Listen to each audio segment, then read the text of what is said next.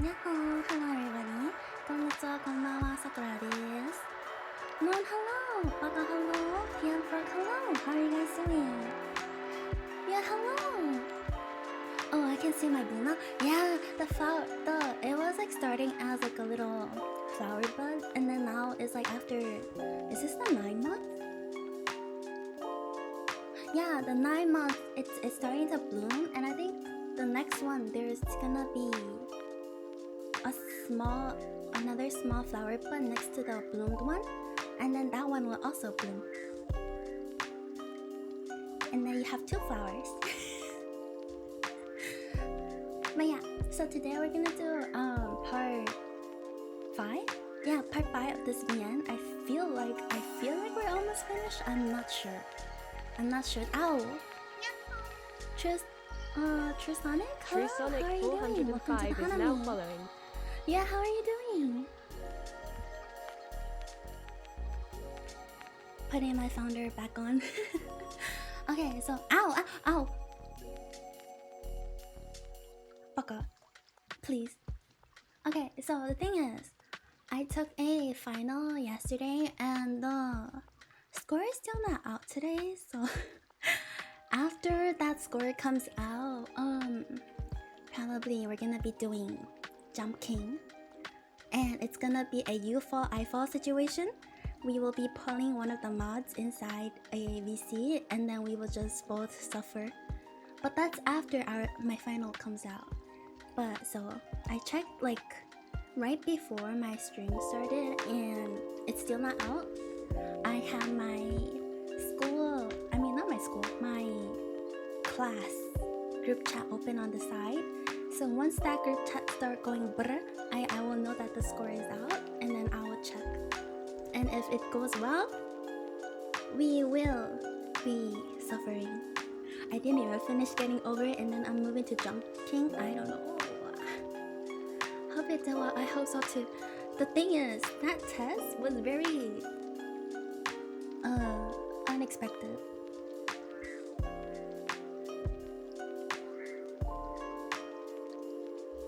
Okay, so the thing is,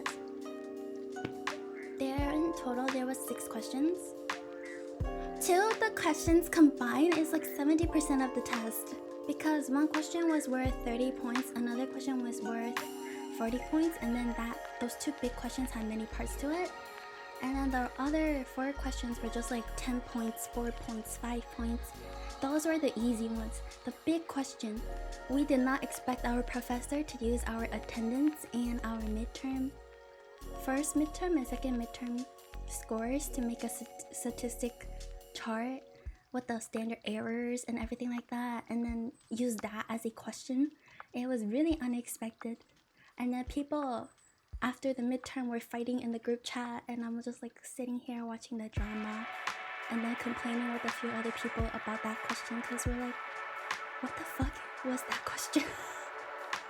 Maybe just you said you were gonna jump with me. That's why we bought it. Hello, I'm doing good. How are you doing today? I am kind of nervous, kind of not.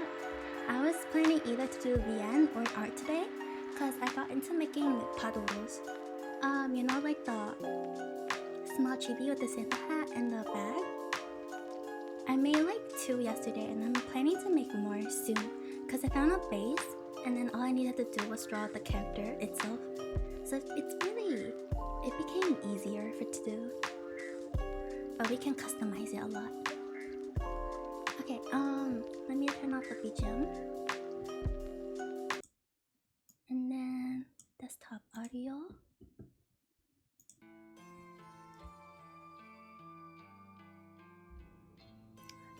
Now we finally know why this person is also in the front of the cover, because he is now our partner in crime. He is now gonna be supplying us with fresh bodies to make the corpse photo to be more realistic. Let me check the volume. Is it too loud? I know, I play with you, I think you're the only one gonna suffer mostly. Pain. Do you know if Suki finished the game? Because I remember he said he was gonna do it for his 200 subscriber celebration, and he was gonna be drunk.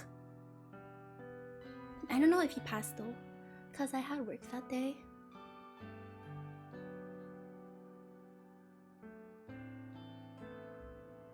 Let me turn on the volume on my side, it's too loud. Okay. Bruh, no! No, he didn't finish. I expect this though. He was drunk. I think he was drunk. I went in there like for 5 minutes when I first woke up before I had work. And then I had to leave for work. Okay,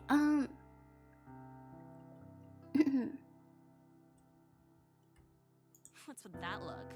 Got something up your ass? Come on, just follow me.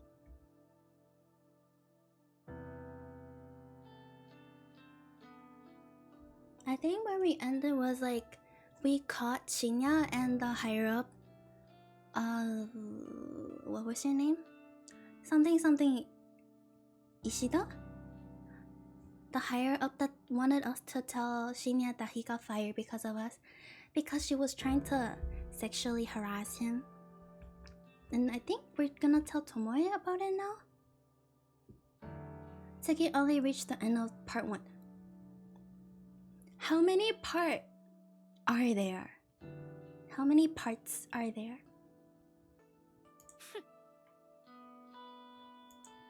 I grabbed Tomoe's wrist and guided her away from the labyrinth of desus and into the elevator waiting patiently for us. 1 out of 9? Oh.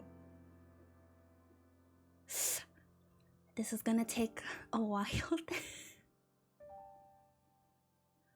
We emerged from the double doors into the lobby. The place is quiet and nearly empty. It offers significantly more privacy than the crowded 14th floor. God, your fingers are bony. You're pinching me. Sorry. I let go of her wrist and she rubs it gingerly against her gloves. Anyway, what's up? I hesitate for a moment. Even though I ran through this scenario in my head during the train ride, I'm still anxious about playing it out now. But this situation involves Tomoe. Either directly or indirectly. As my friend, she needs to know. I think Corpse Girl is going to target Kotomi Ida. Oh, Kotomi. Huh? Did she get one of them photos? Her reaction is fairly indifferent. I thought after being involved in Tsurumaki's death, this news would have been more impact on her. Well, no, I don't think so, but... How do you know then? That's hard to explain. Just bear with me. Kotomi and Shinya had a falling out. Because of her, his career here is at an end. I'm sure he told you about it. 10 plus hours for normal completion. Speedrunners 5 minutes. 5 minutes? Yep. I feel like it might take 10 plus hours. Or even 20.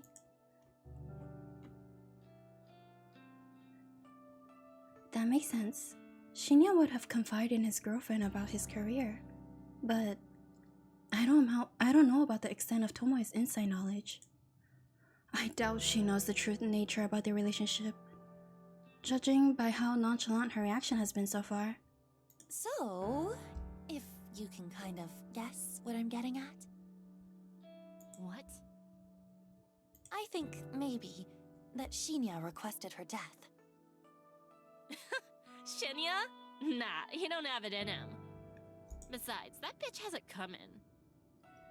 Popcorn! Pain! She does?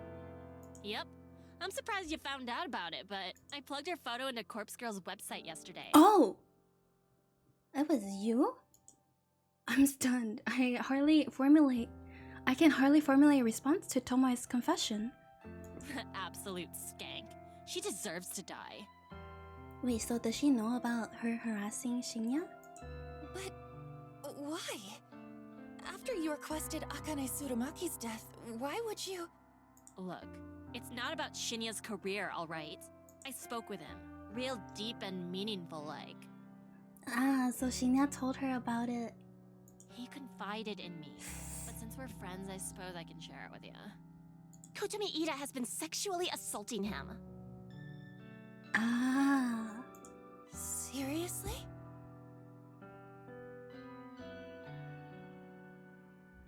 I feign a surprised reaction. In reality, I'm just more taken aback that Shinya actually confessed to Tomoe. It's been going on for months, he says. And now she's fucked his career up, so he'll have no choice but to leave the company. He leaves, and she gets off free without anyone finding out about what she's been doing to him. I hate her. I hate her so fucking much. I didn't expect Shinya to tell Tomoe that fast. I tried to digest Tomoe's words. I didn't know that Shinya has been putting up with the abuse for such a long time. So, Kotomi's motivation for ending his career was purely out of self-interest? She was probably looking for a reason. Any reason to discard him. And that slight incident with Aoi was just good enough for her to seize. If he quits the company, she won't get found out. It's a simple plan, but utterly devious. We should tell someone what she's been doing. She can't get away with that. She ain't gonna get away with it. Corpse Girl's coming for her, remember? I really thought that the sexual harassing only happened around the time Aoi got referred to the company. For months? I can't wait to hear the news about Kotomi winding up dead somewhere. I hope she gets her throat slit. I'm surprised Shinya held out for months. Yeah. But hey, how'd you find out about it? Tomoe cocks her head and gives me a concerned look. I brace myself as I watch the gears slowly turning inside her head, waiting for her to point the finger at me. You think if we tell her we are Corpse Girl, and that our next target is the one she submitted, she will help us? I don't know why I thought it was a good idea to reveal this information to Tomoe. I should have just kept my mouth shut and fulfilled the request like always. Damn it. Why does my curiosity always get the better of me? I'm going to cause my own demise at this rate I'm going. Oh, I figured it out. Oh shit. Kotomi must have received a photo and told you about it, huh? Okay, never mind. Wow, that Corpse Girl sure works fast. Tomoe's gleeful expression suddenly caves in and she gasps. Wait a minute. Why would she even show you something like that? When I think about it, there was that time you got a photo but nothing happened to you. Then, the only way you could have really known about Kotomi is... The gears in her head are turning. I flinch as Tomoe takes a purposeful step toward me. You're a Corpse Girl, aren't you? You have to be. It's the only thing that makes sense. I revert my gaze and look into the floor in silence. God, are you for real? I can't believe it. You took your sweet time figuring it out. Don't give me that bullshit. You can't expect me to figure out something like that if you're gonna try so hard to hide it. What the fuck, girl? You get your rocks off by killing people? No, not exactly. I don't kill people. The hell you don't! Explain that bitch to Urumaki. Wait, you're mad, so do you want me to kill... Do you She want me killed to do herself. the request or no? Yeah, she killed herself. That's the cover-up, right? I'm serious. She killed herself. But Corpse Girl encouraged her to do it. Kotomi blinks a few times, her face scrunching up and analyzing my blank expression. You're telling the truth. Holy shit. I can't believe this. You're really Corpse Girl? There's no going back now. After hiding my true identity for nearly a year, I managed to reveal it to 2 people in less than 24 hours. I just hope I haven't made a fatal mistake. It's true. I'm Corpse Girl.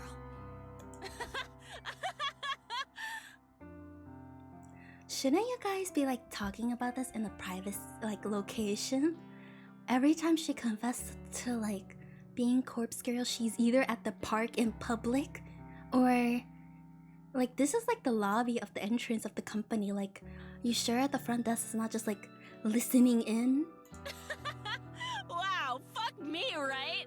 All this time I've been thinking you're just some goth skank with weird hobbies. But you're actually pretty fucking cool. You're actually doing something with your life. Next thing she reveals to everyone.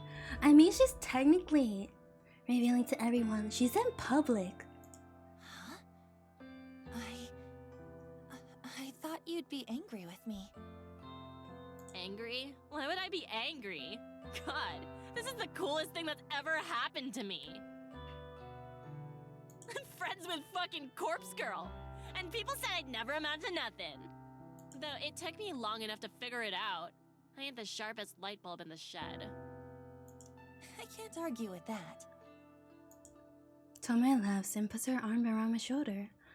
I shrink away a little, but her good cheer is somewhat infectious. I feel a flood of relief wash through my body. So, like, I gotta know. How many people have you killed? I said I don't kill people, remember? Yeah, you know what I mean. How many have offed themselves because of you? It's an embarrassingly small number. That's so? Oh, that's a shame. Listen, you gotta fill me in on all the juicy deets later, Kay. For now, please focus on getting rid of that bitch Kotomi. She's so interested. I'll do my best. Thanks, slut. Shinya and I will owe you one for sure. One thing I know for sure, we definitely probably shouldn't tell Shinya. He's gonna get so scared. Tomoe swings around and looks towards the elevator. She turns back and gives me a thumbs up gesture. This convo never happened. Got it? That's my line. You can't tell anyone about me and Corpse Girl. Shinya's gonna find out. But like, he's gonna be like Please, who would I tell? shivering next time he talks to us. Well, the police, for starters? Fuck him. I ain't a squealer. Plus, Shinya's dad is a detective. I'm on your side, Corpse Girl. Relax. The annoying one. Anyway, peace. Tomoe ducks away and it leaves me standing alone. I really hope I made the right decision here. I suppose I don't have a choice, but to keep moving forward, my first order of business should be to take care of Kotomi Ida. If I can get her to kill herself, it will prove to Tomoe that I'm not messing around.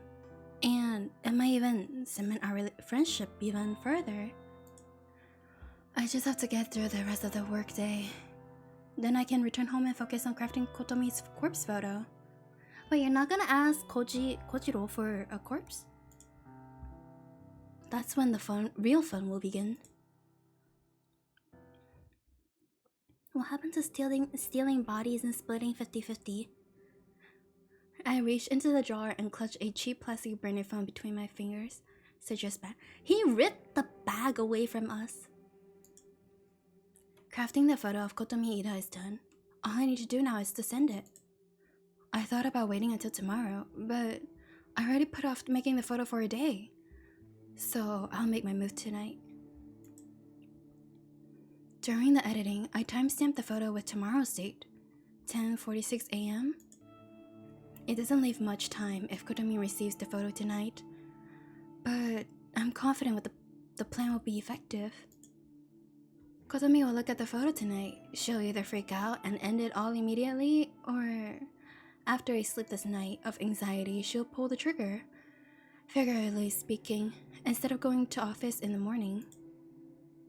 I could cross my fingers and hope that by divine intervention, someone else would take her life. But based on my recent failures, I don't think that's likely anymore. If anyone else was ever involved in the deaths of corpse girls' victims, I don't think they'll still be around. Why else would my last few attempts have failed? No, my best bet is to urge Kotomi to simply kill herself. A convincing enough corpse photo might be enough to lure her to her death.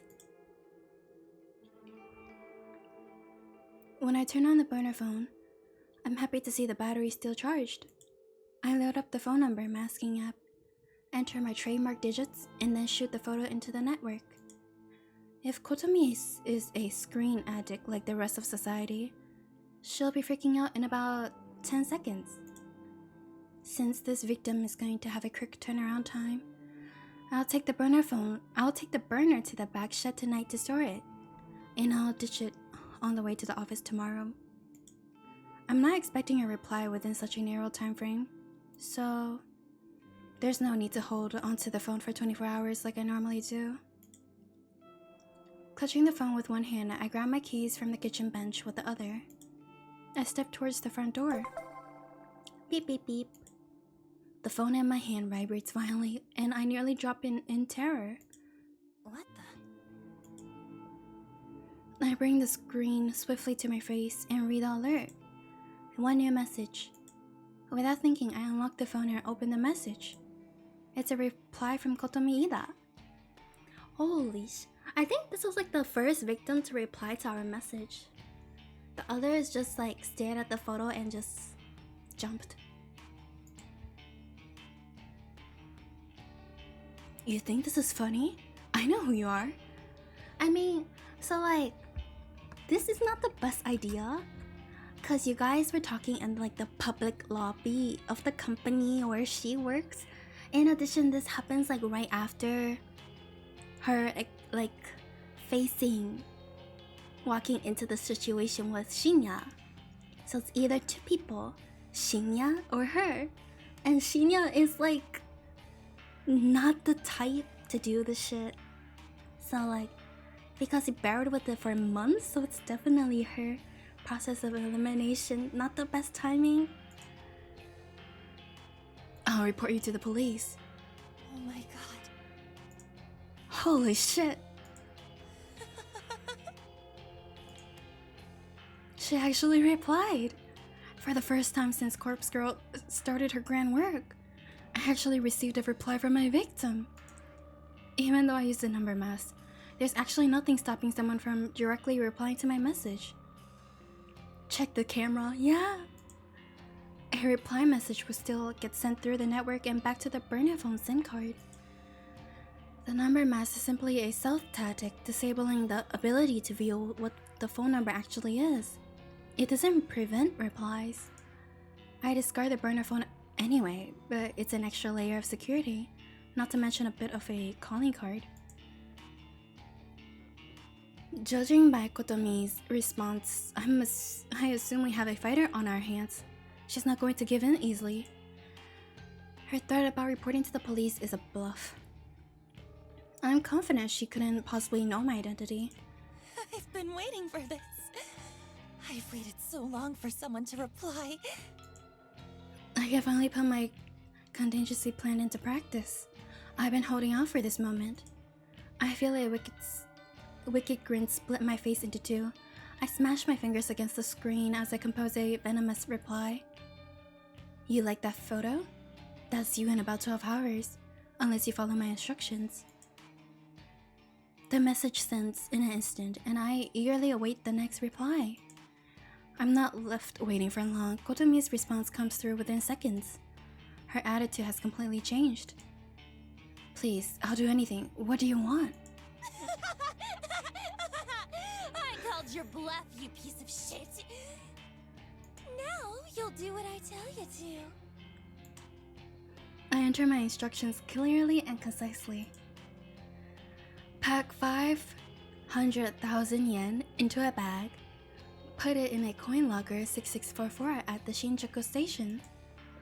Retrieve the item already inside. Put the locker key inside a full bottle soda bottle, and leave it on the top of the locker. After I send the message, I decide to add one last bit. Do it now. Make sure no one sees you. Then go to platform 12. Do not board a train. Await my instructions. Satisfied with this addendum, I hit send. If Kotomi truly fears for her well-being, she'll carry out the instructions. Her response arrives shortly. Okay, I'll do it. I'm going there now. Yes! I've done it. I convinced her. I'll collect the money once I'm sure she's no longer hanging around. 500,000 yen is nothing to sneeze at. It's not life-changing, but it will cover my rent for a good few months. I chose this amount to simply test the waters. Asking for an insane amount would make it impossible for a victim to follow through. But I figure someone like Kotomi, an exec for a big company, would easily have access to this much dough. I'll go collect the money. And if everything goes well, Kotomi Ida will disappear before sunrise. You think Kotomi Ida's death will be jumping into the train rails? Maybe? Ida is more stupid than it seems. Maybe she's pretending, you never know. Though the hour is late, quite a few commuters are still navigating through Shinjuku station's wide platforms and underground labyrinth. The train station beneath my feet is a sprawling metropolis that extends below the city. It packs with restaurants, shops, and other outlets. But as I'm standing on one of the countless train platforms above ground, that realm might as well be a completely different dimension. The only problem is that I have to brave the maze as soon as I descend the platform stairs. I tend to get dizzy in such places. It'd be hard to breathe in these places. Too much human bodies.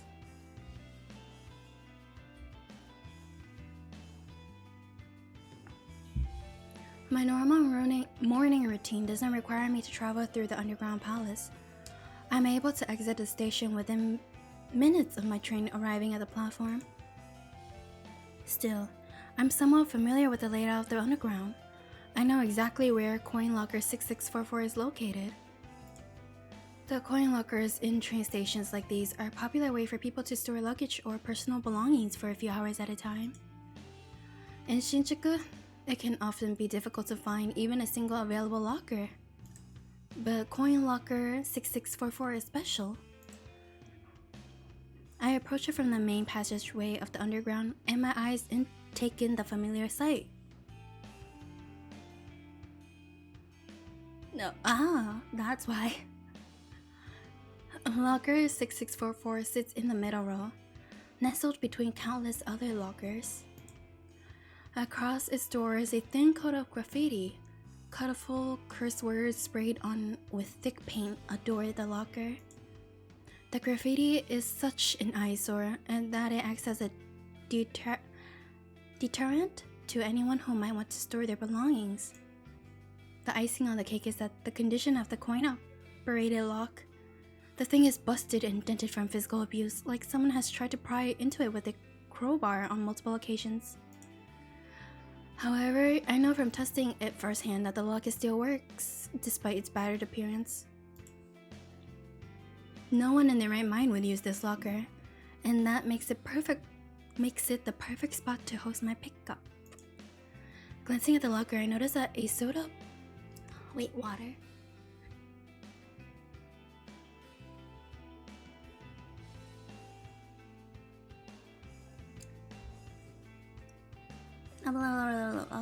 Glancing at the locker, I notice that a soda bottle sits on top of it. A soda bottle full of bubbly, opaque liquid. I quickly look around to make sure that Kotomi Ida is nowhere in sight.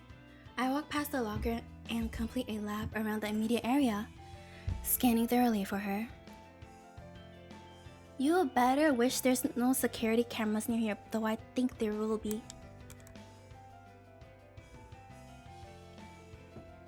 Okay, let me pop my mic up. I bought like those, what do you call it? There's like two bar thingies that you can use to extend your mic height. They said that it's gonna be coming in today. I don't know when exactly. It says 10 p.m. but I don't trust that time. Hopefully those comes in soon.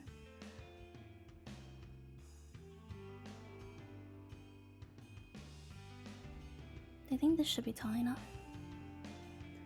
I quickly look around to make sure that Kotomi Ida is nowhere in sight. I walk past the locker and complete a lap around the immediate area, scanning thoroughly for her. But she isn't here. In fact, there are very few people in this little section of the station.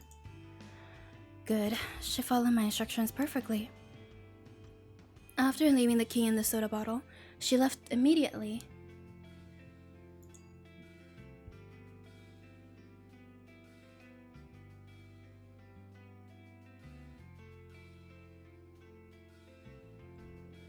Question mark. Oh, so it's like... So the Elgato mic comes with its own like table standy thingy. And then the thing that props it up, you can unscrew it and then add in like 2 more bars to make it higher. So you can speak directly into the mic. Because my desk isn't really... The corners of my desk is too thick for a mic arm. So I bought those extending rod thingy instead. Or else the mic is kind of too low for me. So when I speak, I have to like lean down a little or turn the mic gain like really high. But then if it's too high, it captures a lot of my heater sound.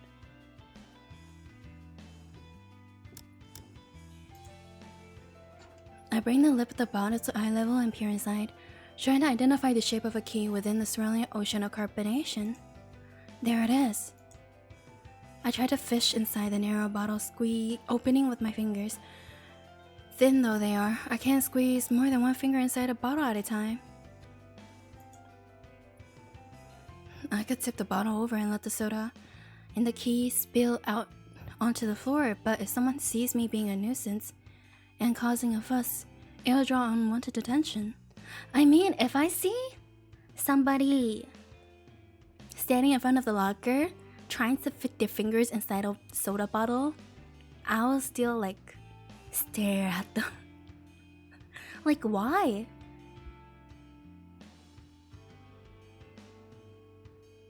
Not just that. There once, when I was on the train, like I was inside like sitting down. After the first stop of the train, somebody got in the train. It was like a teen. But that's not the thing that made me stare at them. What made me stare at them was like, they had a lighter in one hand. And they had like a... I don't remember clearly, but it was like a piece of leaf. Like a dried leaf. Or it was like paper, but like in the shape that looks kind of like a leaf. And they were fucking burning it.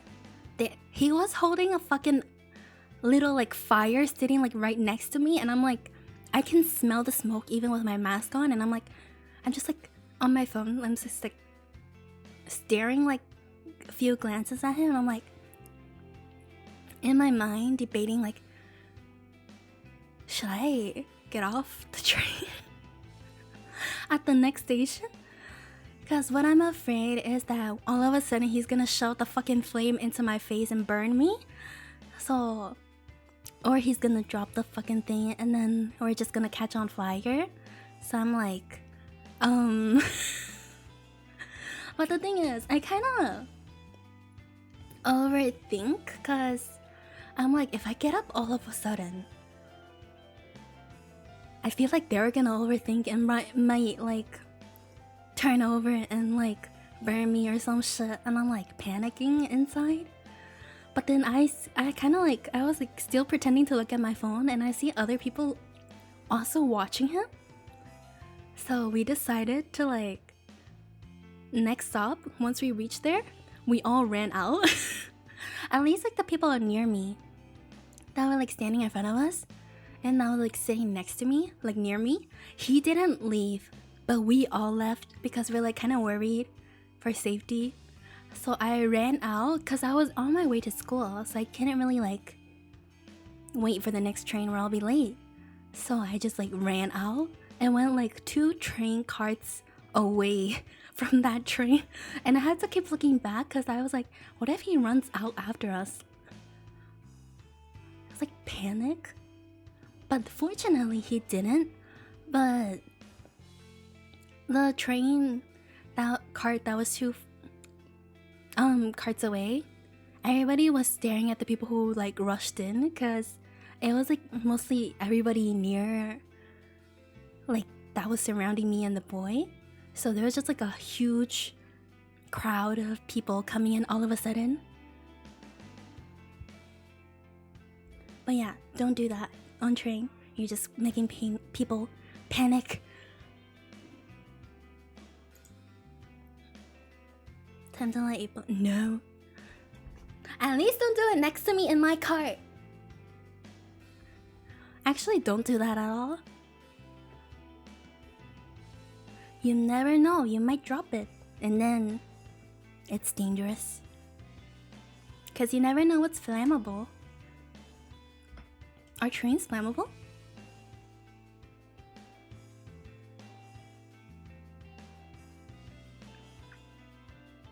I've got no choice but to chug back some of the soda and try to catch the key in my mouth. As disgusting as the concept is, I need to steel myself. I raise the bottle to my lips, tilt my head back, and pour the full liquid into my open mouth. The citrusy tang of artificial flavoring assaults my taste buds, and I immediately want to vomit. But I'm committed to seeing this through. I can throw up later. The most important thing is to getting the key.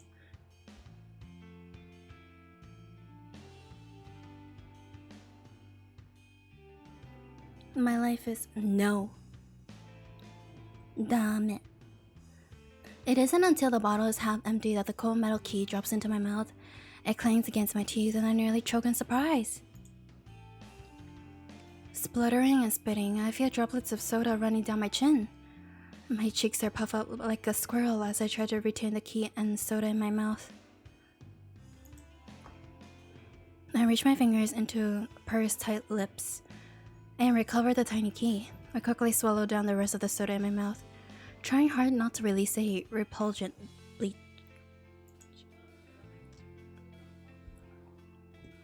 I turn the key over in my hand and smile. My sticky teeth adhere to my lips and it takes me a few seconds to lick them clean. Tossing the soda bottle into the nearby trash can, I wipe the key clean on my skirt. And I quickly insert it into the coin locker. I twist the key, turn the latch, and swing the locker door open. Inside the dirty vault is a single bag, a simple paper pouch like you would get at a grocery store.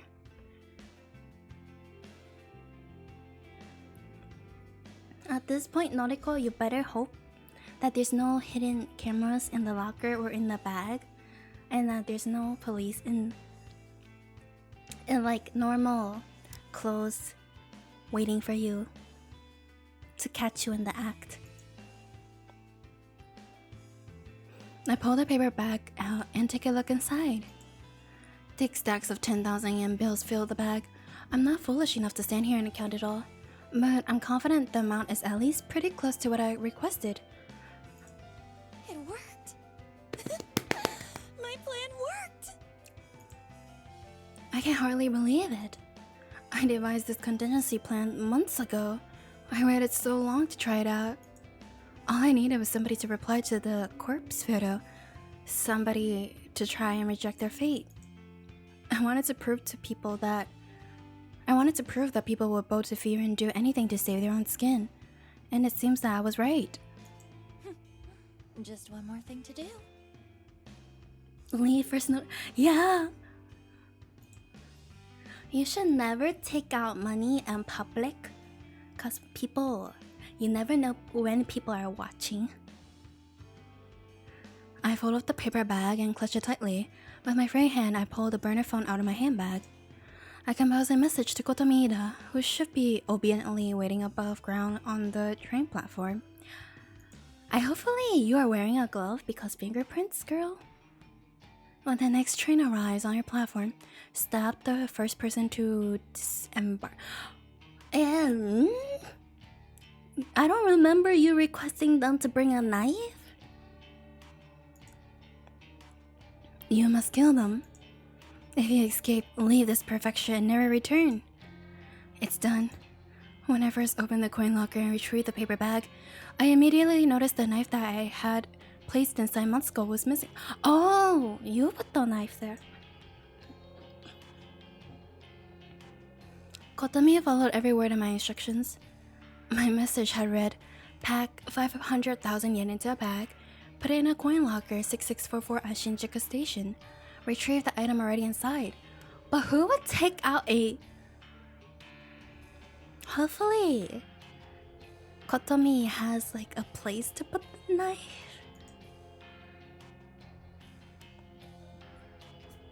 I have given Kotomi an opportunity. She can trade another's life for her own. If she kills someone exiting the train, Corpse Girl will spare her life. It's a simple exchange, and one that I bet she's willing to make. If she gets away with the murder, she'll flee from this place. I won't see her ever again, and neither will Shinya or Tomoe. To us, she'll be good as dead. And as for Corpse Girl, well, as long as the body is claimed in exchange, she'll be satisfied. After a few minutes of waiting for a reply to the message, I figured she's not going to write back. She's probably getting ready to fulfill her task. Keen to witness how this unfolds, I take the nearest escalator up towards the train platform.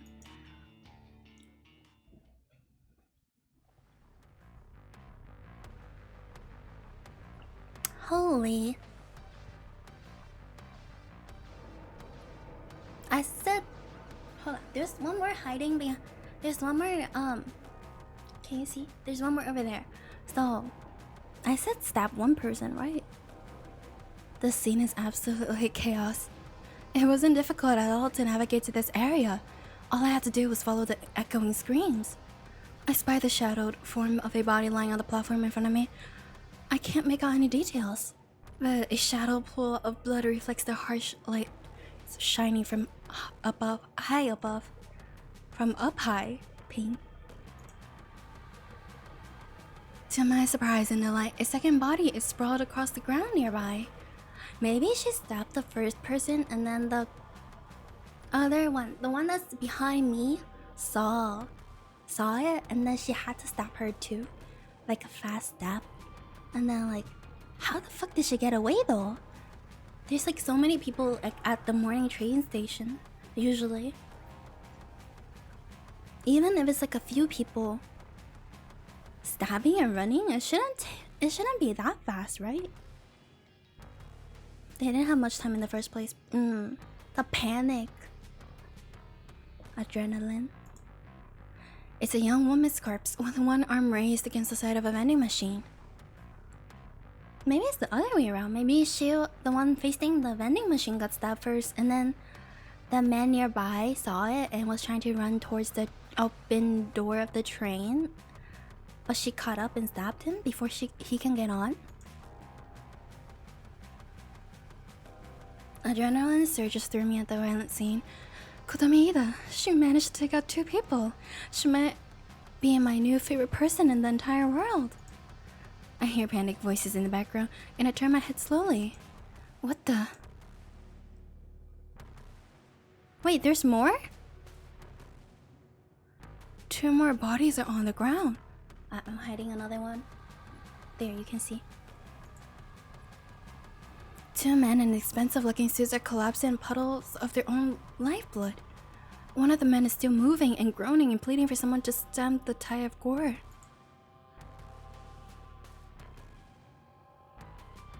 A familiar lustful tingling sensation begins to stir and rise. Through my belly, my thigh, my pelvis, I can feel my toes clench and my breathing grows heavier. Noriko, you had to run! You still have the fucking bag of money in your purse? Handbag? I don't know, we have it in. But you need to go. If the police sees you here as a witness or the security camera catches you as a witness, they're gonna search through your fucking bag again. Noriko needs to go before she gets stabbed. She does. Like, this would be like the best chance for her, for Kotomi too, cause like she was a witness to the sexual harassment, and since she's already insane going stabbing people, like Noriko is probably the next target, especially since if Kotomi sees that she's holding the money bag. There's one more surprise to There's one more surprise to be had here amidst this beautiful spectacle of carnage. Eh? A woman is slumped in one of the plastic chairs that lines the platform. Her head is tilted, her suit jacket stained with red. A thick knife with a black grip protrudes from the side of her neck. A bubbling river of fatal fluids cascades around the glimmering blade and pulls within her shirt collar. Is that Kotomi? The hairstyle looks like Kotomi. Even with her face masked with blood, it doesn't take me more than a few seconds to recognize her identity. Kotomi Ida. Dead. So 1, 2, 3, 4, 5, and then plus 3, 8 victims? Right? 8? Eiichi, Tsurumaki, Ruri. Who else died? I don't think anybody else died. 8 victims. I swing around and take in the entire view of the platform. Counting up the bodies in the path of slaughter, my mind pieces together a theoretical scenario. Kotomi waited as the train doors opened, knife drawn, the knife she retrieved from locker 6644. When the first person stepped out of the train, she stabbed him and left him for dead. Nee, hello! How are you doing? Bodies, it wasn't me, I didn't do it. Are you sure?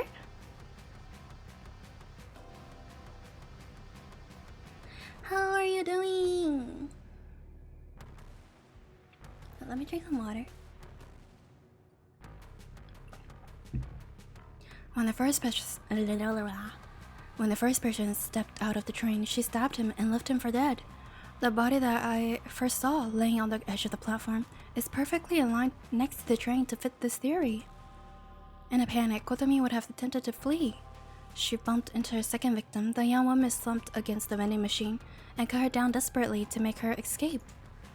Judging by the wound on Kotomi's own body, I would assume that 2 businessmen lying face down tried to apprehend her. They must have sustained fatal wounds before finally managing to wrest the knife away and plunge it into Kotomi's neck. It's all just speculation, but I'm fairly confident that this is how the whole event played out. It was probably over less than 60 seconds. And it couldn't have worked out better for me. Just relaxing, had lunch and got Christmas presents for family, doggo included. Oh! What did you get for the doggo?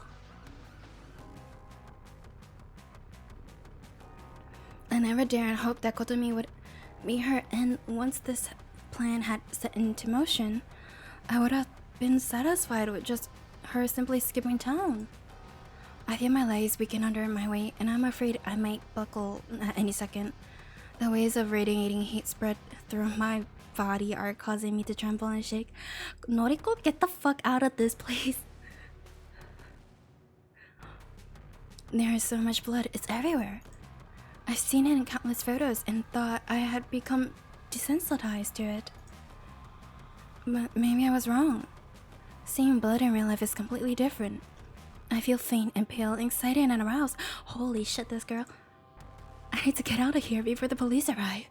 More importantly, I need to get away before I collapse in a sweaty heap of... Oh my god. I turn my heel and sprint... Oh. His favorite color is green and he loves his stuff squeaky stuck. And for months it was sold out. He destroyed the last one today. He finally had one in the next thing. I want to see him play with it. Can we have pictures? It would be so cute though. Duck. Oh, duck. Okay. Can we have pictures?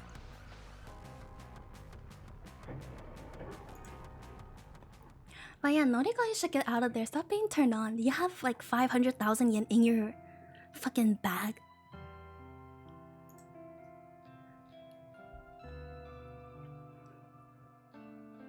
Water.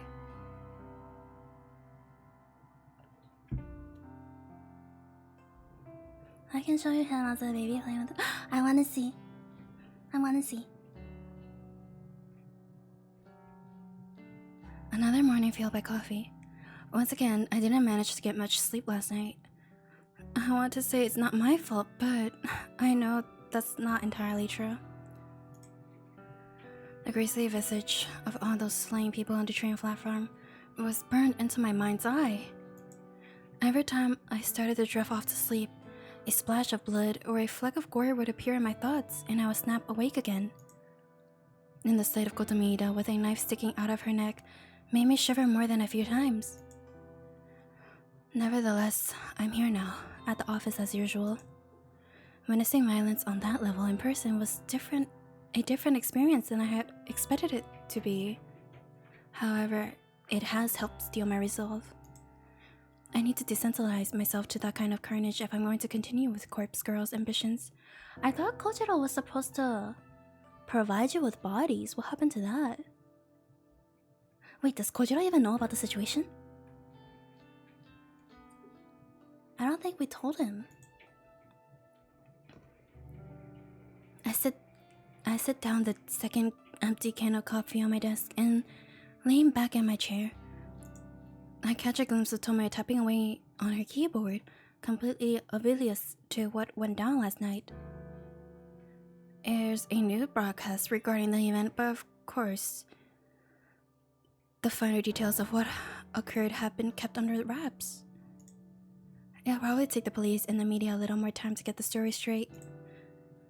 It's not often that a mass killing spree takes over the news, and whether or not the identities of those involved will be revealed is beyond me. For now, I'll assume that Tomoe is in the dark about the event.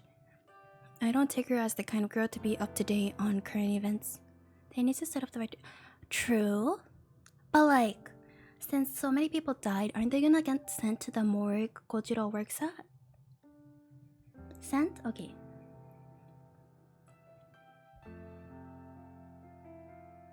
Discard.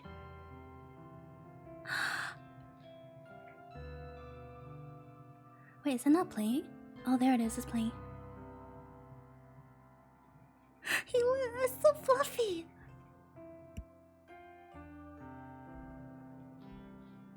I wanna pet Doggo. Doggo's fluffy. Doggo fluffy, lamb fluffy, there's two big fluff. So cute. So cute. Wait, so is the stuffed squeaky duck like rubber or like soft, like actual like stuffed animal? Cause for some reason I'm imagining the, you know those the bathtub squeaky ducks. Imagining those.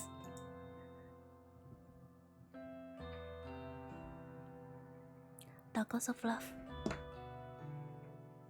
Okay, let me stop looking at Doggo.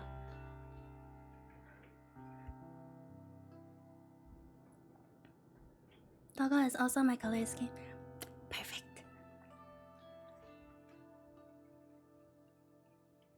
Wait, Nia, what's your favorite color then?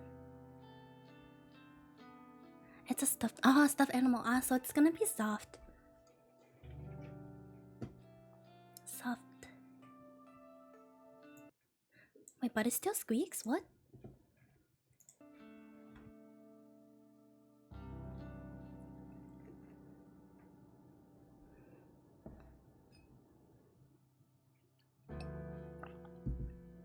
I should probably fill her in later, though. She'll want to know that Corpse Girl claimed her victim, even if it was in kind of a roundabout way. I stretch my arms above my head, let out a small sigh, and proceed to crack open a third can of coffee before getting back to work. Where is Shinya? You got a minute? Shit, yeah. I wanted to speak to you anyway. Oh, okay. Well, you go first. For sure. Well, I wanted to thank you for killing Kotomi-ida.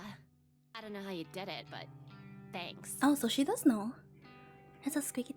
So can I get a video of him of Doggo playing? Huh? With the duck? How did you know she died? I want more video. Oh, come on.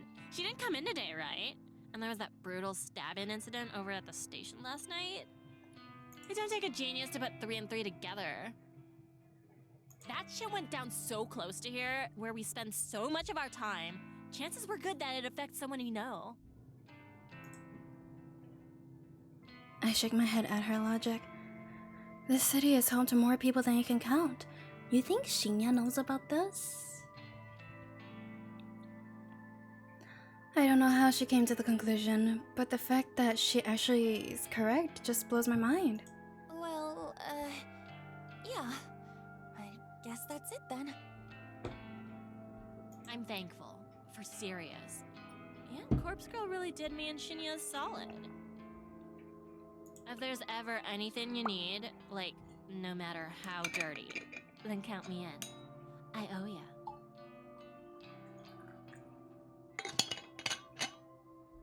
Thanks. I'll keep that in mind. Sure. So, like, what'd you want to say to me? Oh, I was going to tell you that Kotomi is dead. Nah. Beat you to it, skank! But I got a question or two. How'd you get someone to go on a killing spree and take Kotomi out along with the others? I mean, it wasn't you going around stabbing people, was it? No, of course not.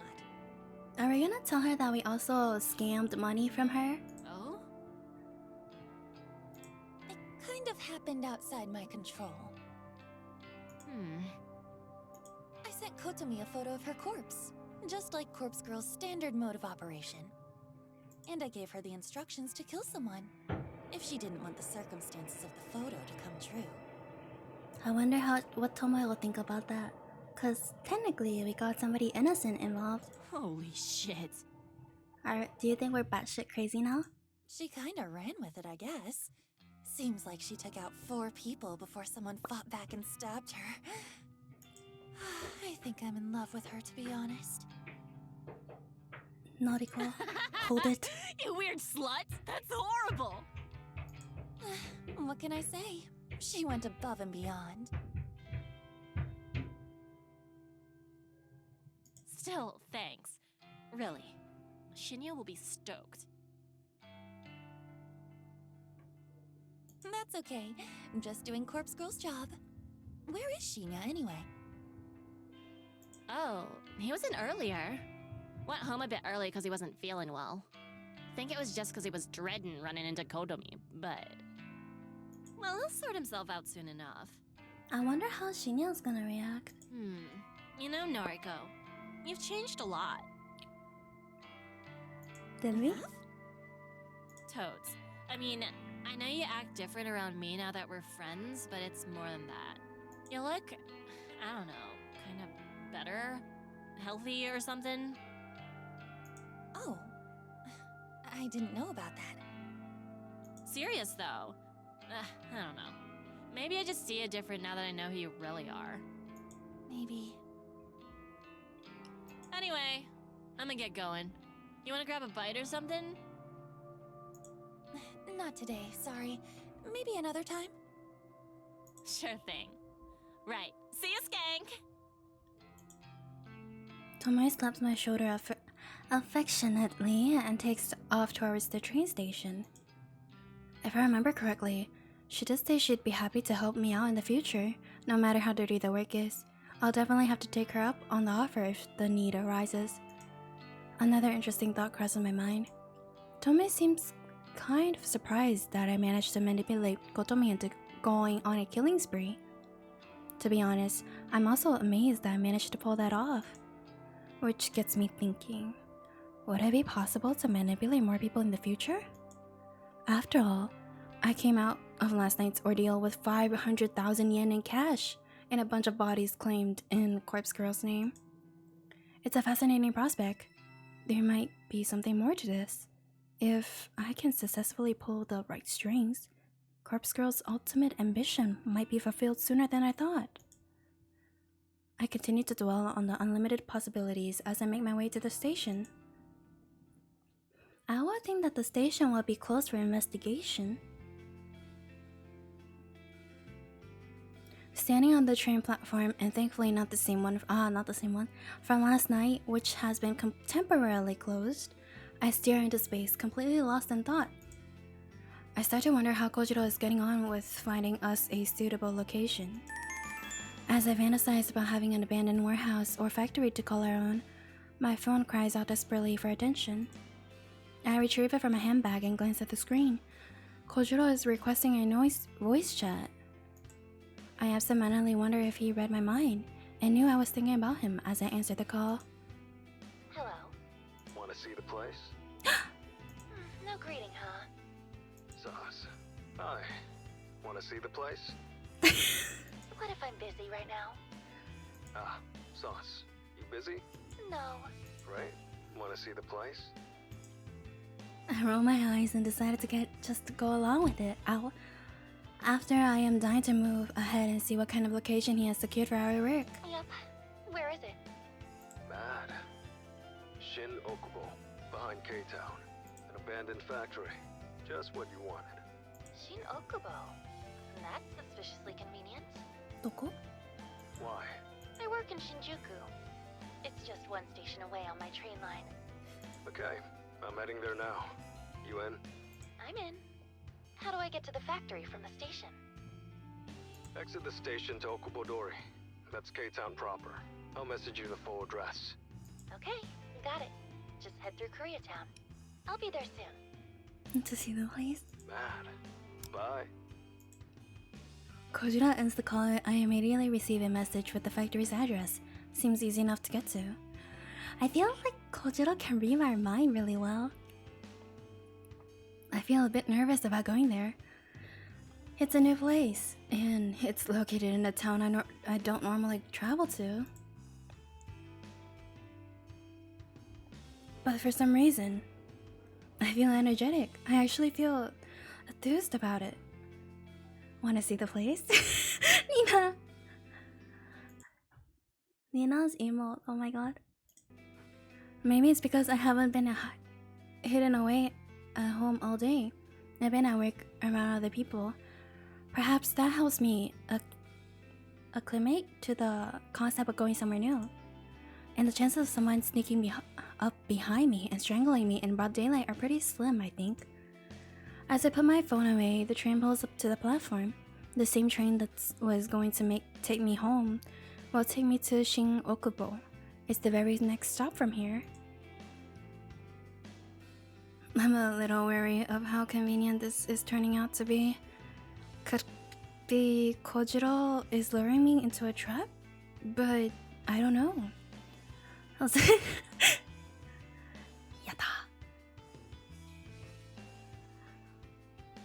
Kojiro sounds sus at so many instants. Okay.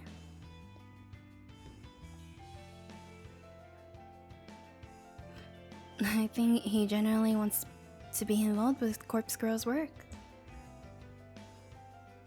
I board the train and stand by the doors, ready to disembark at the next station. I wonder what Kojiro wants to do with his share of bodies. The abandoned factory is almost exactly how I imagined it would be. Tall, broad, for boarding, eroded and worn down with bricks, walls and steel sheets covering with thick layers of black exhaust. Gigantic metal pipes protrude from within and wrap around the exterior, only to re-enter through vents here and there. A series of ventilation shafts and chimney line the roof, but they don't release even a puff of smoke. This place has been shut down for a long time. The front entrance is located at the rear of a small parking lot. It's a simple steel door that has been chained up and padlocked. Further along the side of the building is the loading dock, an expanse of asphalt that leads to a concrete path and a giant roller door. In the dock sits a derelict van covered in brown tarpaulin? This place is amazing! You haven't seen inside yet. I glance toward the steel door, securely chained shut. and wonder if anyone has entered within the last decade. If Kojiro has checked out the inside, then he did well covering his track. How do we get in? Around here. I follow his lead as he walked toward the corner of the building. A steel railing bars our path, but he swiftly hurdles over it and continues down the side of the factory. OBS is red. I take a minute to climb the railing, making sure not to twist an angle as I stick the landing on the other side. Through here. Kojiro points to... That sounds like a fire truck outside. Thankfully, there seems to be enough of a gap for someone as large as Kojiro to slip through. I shouldn't have an issue getting in either, despite my thin, heavy-set frame. He slides in first and I quickly follow. But for once in a while, pain. And with that, I find myself inside the factory. The place is huge. It's an open plan design, and it's pretty much empty. A few stray pieces of odd machinery line one wall. A small forklift, a pellet jet, and a bunch of buckets and mops catch my attention. All of this would be useful for our little operation. A number of ironwork benches are piled in a stack. They look heavy and rusted, but they would probably make a good table for resting corpses on. Aside from these miscellaneous items, the factory is essentially bare. The concrete floor is in bad shape, cracked and worn from probably 50 years of use. The thick brick walls are scorched in some places and dented in others. Still, It's perfect. his beard is sus. It is sus. He hasn't shaved once in this whole entire VN. And now I'm just wondering, how the hell are they gonna use this factory? Are they gonna, like, lift the body through the little hole, like, one at a time? Thanks. That seems Figured you'd approve. inefficient. How did you know about this place? Kojiro doesn't answer immediately. His eyes turn to stupeneously high ceiling with its array of glass sunlights beaming light down upon us. After a minute, he turns back to me. Dad used to work here. His dad? What did he do here? This place used to manufacture steel fencing, chain link fences, barbed wire, chicken mesh. That kind of thing. Wait, I see stream buffering. Hold on.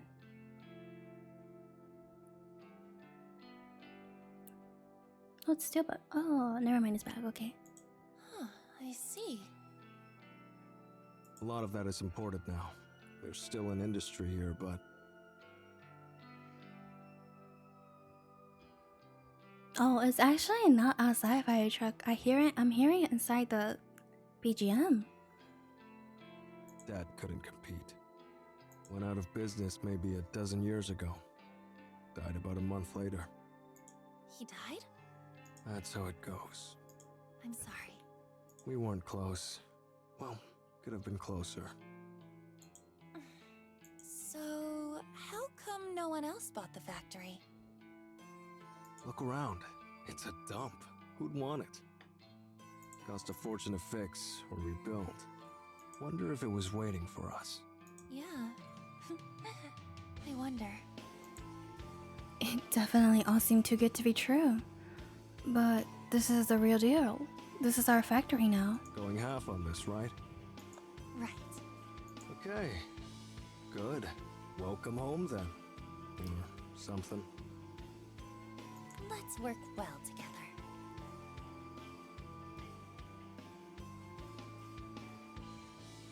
I really feel like they can be a good couple. I feel like they could be a good couple.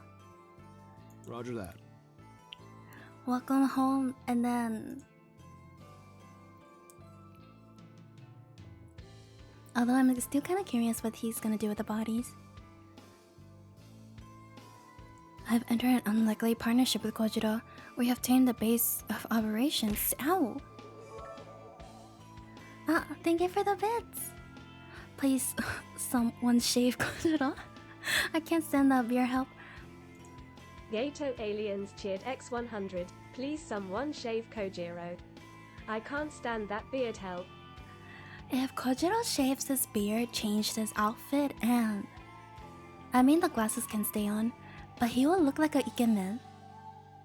He will look very handsome.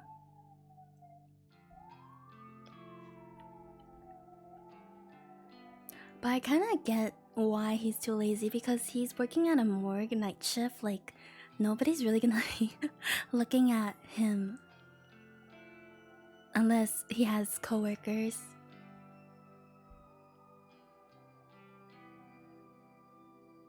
The next step is to fill this factory with corpse and carry on with Corpse Girl's grand scheme. They need to fix the floor first. Like, what if one day they're carrying body and they Thanks for crack the accompanying floor? me home. Are you gonna invite him upstairs? No problem. Should I come upstairs? No, I don't think that's necessary. Okay. Yeah, if Kojiro shaves his beard and changed his outfit, he would be Gemme. By the way, when are we starting work? Well, as soon as as soon as Corpse Girl receives another request for a death, we can start on it. Oh, my life. Oh, no grand heist from the morgue first?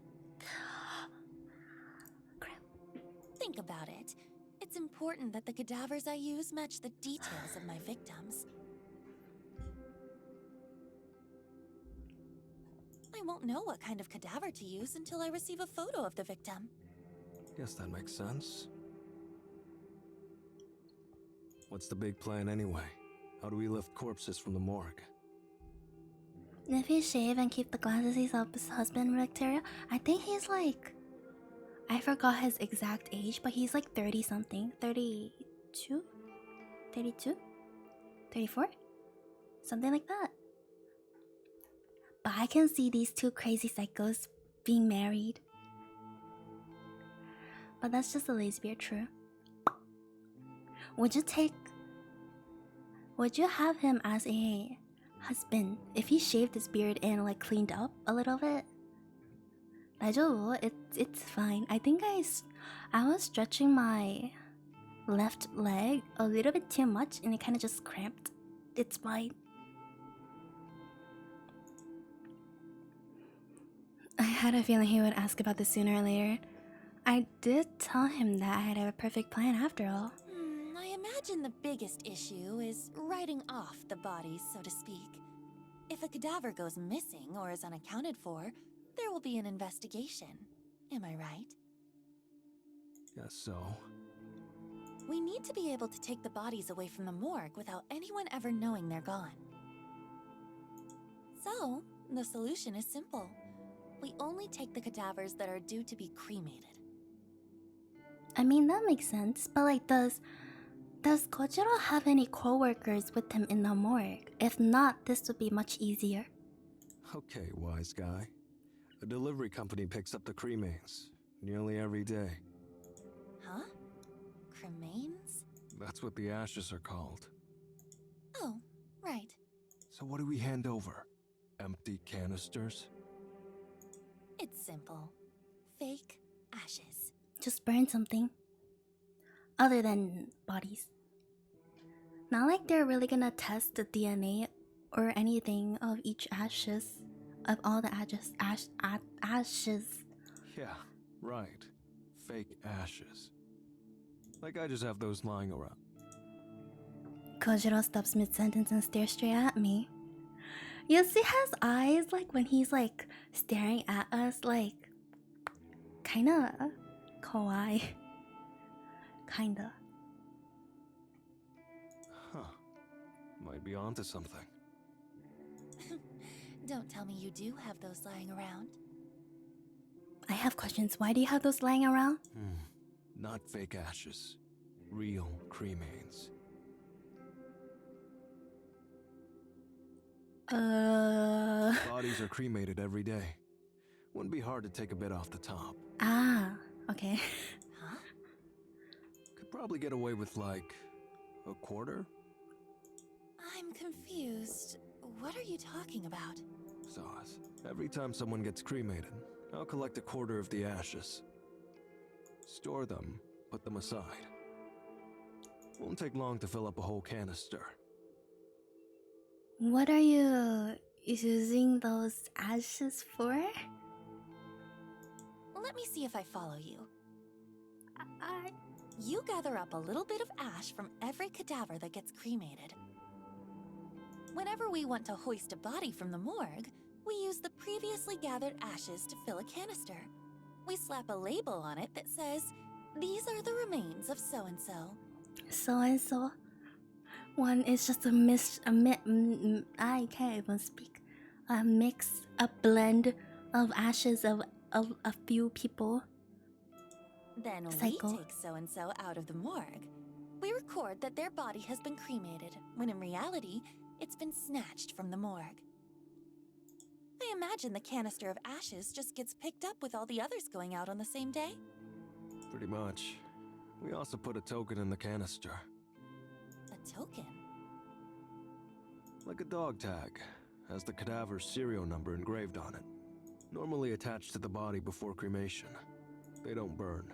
Lets the cremains be identified later. Ah, I see. Can we get our hands on those tokens? Sure. The bodies we're lifting from the morgue are due for cremation anyway. I can get the tokens engraved without a hitch. Proper serial numbers and all. He has this all figured out. He doesn't really need us. Okay, good. This is getting complicated, though. There's quite a bit we have to remember to do. Don't worry. I'll take you through it when we need to. So, like, you could have done this without us, but you have been... Eh? Most importantly, I'll need to start gathering portions of cremains. Need to have those collected in advance. Yeah. Thanks. Really. No props.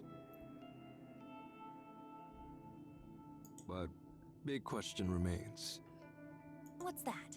How do we move cadavers out of the morgue? Ever tried lifting a stiff? No. Not easy. And you're no bodybuilder. No offense.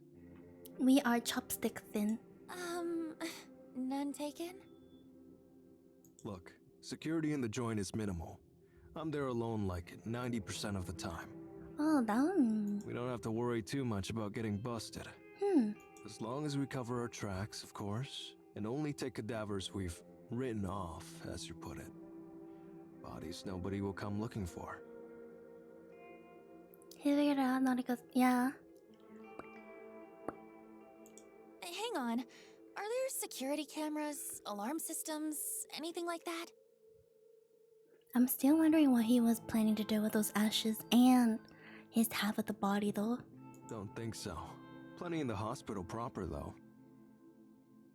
Cause before when Noriko said that he has like the want to do like from the book that he gave her, he said he kind of like would play along. So I'm not sure if he's like actually That's fine. what he As actually long wants as to the do with morgue them. is clear. Still, answer my question. How do we move the bodies? You got a hearse? A truck? No, but surely we could get something. What about a small van? Maybe Tomoe? You got a license? I mean, last time we went to Tomoe's house, she was pretty rich-ish. And she owes us a favor still, so get her to buy a small van? No. Need a driver's license. And not just that, needs to be suitable for a van. A medium vehicle license, I think. Oh, Can Kojiro drive? I don't have a license, but surely driving a van can't be that hard, right? We could just rent a van and wing it. This is a car accident waiting to happen. Can't even rent one without a license. Okay then. Do you have the right license? Don't look at me. Never driven a vehicle in my life. Yeah, me neither. Great. So this is a bust. I put my head in my hands. We got so far. We secured a factory, planned out our haste, and Hang on. I whipped my phone out of my bag and skimmed through my noise contacts. I prefer to text than call, but I'm too impatient right now to wait for a response. I start a voice chat request and wait for the recipient to answer. Hey, Skank, what up?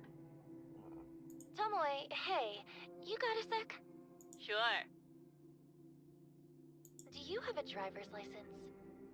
Yep. No car, though. Okay, what kind of vehicle is your license good for? Like cars and scooters. Not vans? I mean, I don't think so.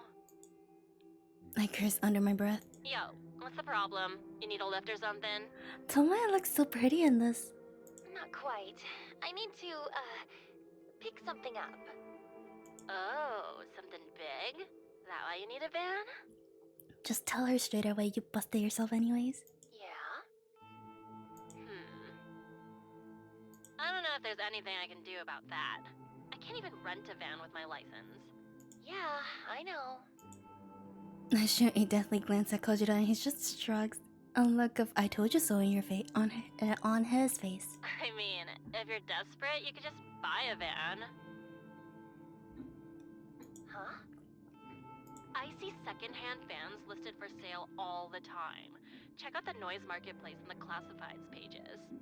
No one will check for a license on a private sale. It's just one chump selling a van to another chump. Holy shit. You're right. You're a genius. Well, I don't know about that. Thank you. Oh, by the way, you wouldn't object to a driving gig, would you? I do owe you one, I suppose. You want me to drive a van, though? If I get busted on my license, I'll go to prison. I mean, what they're doing will still land them in prison, but like... You won't go to prison. It'll be a fine at most, I think. I look at Kojiro and he gives me another shrug. Look, if you get a fine, I'll pay for it. That cool? Yeah, what the hell? What are the chances of getting busted anyway, right? Can you text me the deets or whatever? The address and stuff? Shinny just got to my place, so I gotta get the door. Okay, will do. Thanks, Tomoe. Sure. Later, slut! I end the call and feel a wave of excitement flooding through me. You get all that? More or less. You girls sure are loud. Sorry. So, I'll need you to do me a favor. Buy van, right? Yeah, you're a big, strong man. You won't get ripped off. I'm just a poor little girl. Cut it out. I'll do it. But you got the money? As a matter of fact. The money came in such a good timing. I finally remember swindling a cool 500,000 yen for Kotomi-ida just this week. We've got a 500,000 budget. Will that do? Maybe. Can't get you anything modern, but I'm sure it's enough. Great. You think you can get something tomorrow? Not gonna lie, Noriko is kinda waifu. Maybe I buy this game. I mean, you could. Noriko is like... Depending on what you want in your waifu, what are the qualities you want in your waifu? I'll try. The noise marketplace, right? That's right. Well, no promises. Thank you. Really. I still kinda like these two together, or Noriko and Tomoe. Yeah. Okay, I'm heading off. Unless you actually do want me to come upstairs. No. Roger that. See you tomorrow. Probably.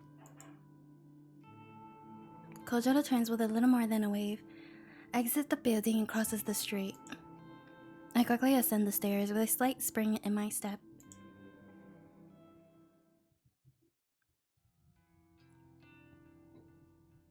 Holy shit, our room is so fucking bright. I'm more eager than usual to get the day started. When I get out of bed, I take my medication just like usual. I've been good at keeping up with it lately. Sticking to my newfound convictions. I wash down the tablets with a glass of water. After getting dressed, I put on my makeup. The same morning routine, the same movements, the same actions.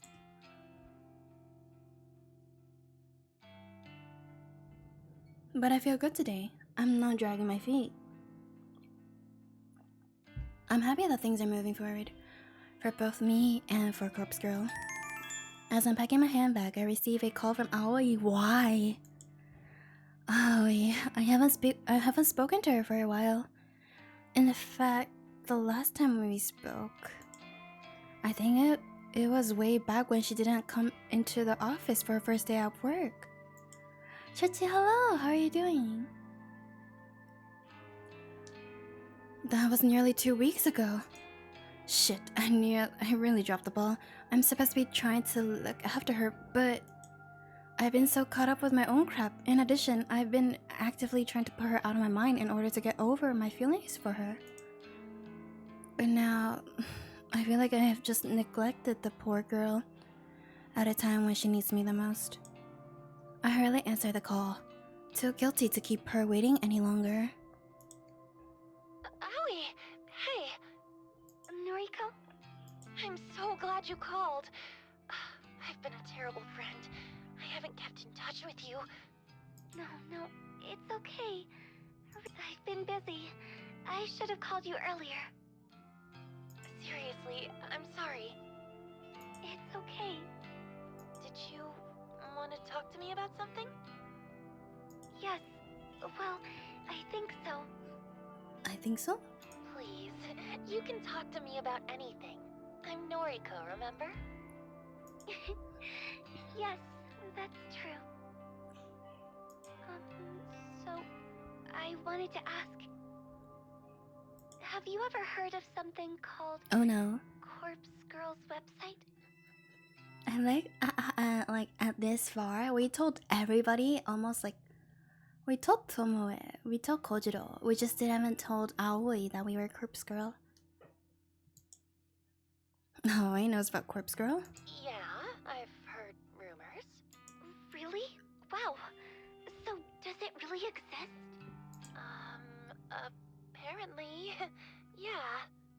I couldn't find any solid information about it.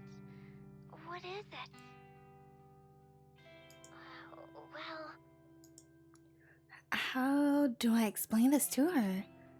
Should I explain this to her? Aoi's so sweet and innocent.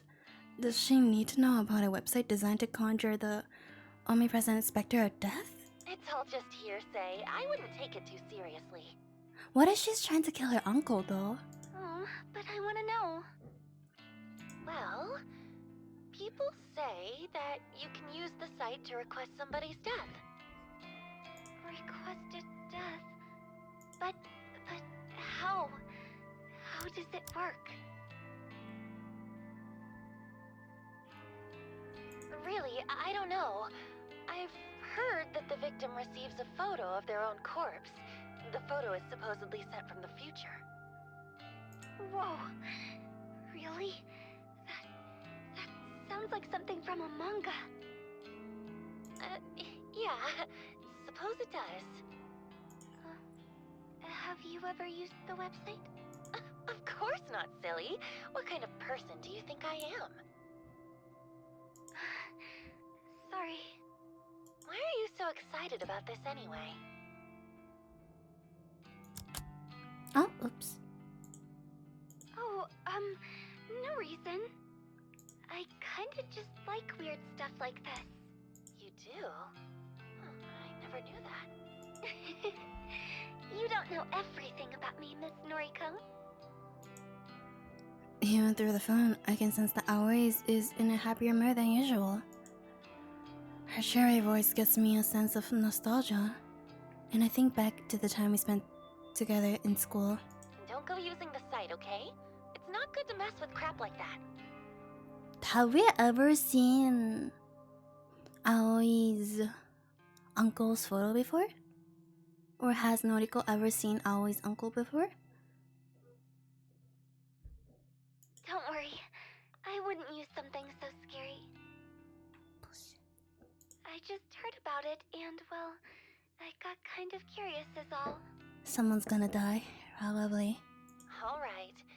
By the way, how is everything? Are you still working at the maid cafe? Yeah. Here we go again. And that customer of yours? He's still around. You're not in trouble, are you? No. A light suddenly switches on my mind, and I realize why Aoi was asking about Corpse Girl's website. Aoi, you're not thinking about requesting that guy's death, are you? Just say yes. Just say yes. Aoi, you told me that you didn't even want to get the police involved. Now you want him dead? It's not what you think, okay? If he dies, it won't be because of me, right? I have no words left for this girl. Tomoe, where are you? Can I have you back? Then the rest of my family won't know I was involved. They won't disown me or think less of me. Aoi. Look, I'm not going to go ahead with it, okay? Besides, you don't even believe the site works. So... I feel terrible about Aoi. Part of me wants to scream for her to do it. To request the Askel's death and let me or Corpse Girl take care of him. But part of me knows that she can't handle it. She will be crushed with guilt if he really did die. I agree. Based on what happened last time, her getting mad at us, just trying to help her, to tell us not to be her knight in shining armor, I'm kinda...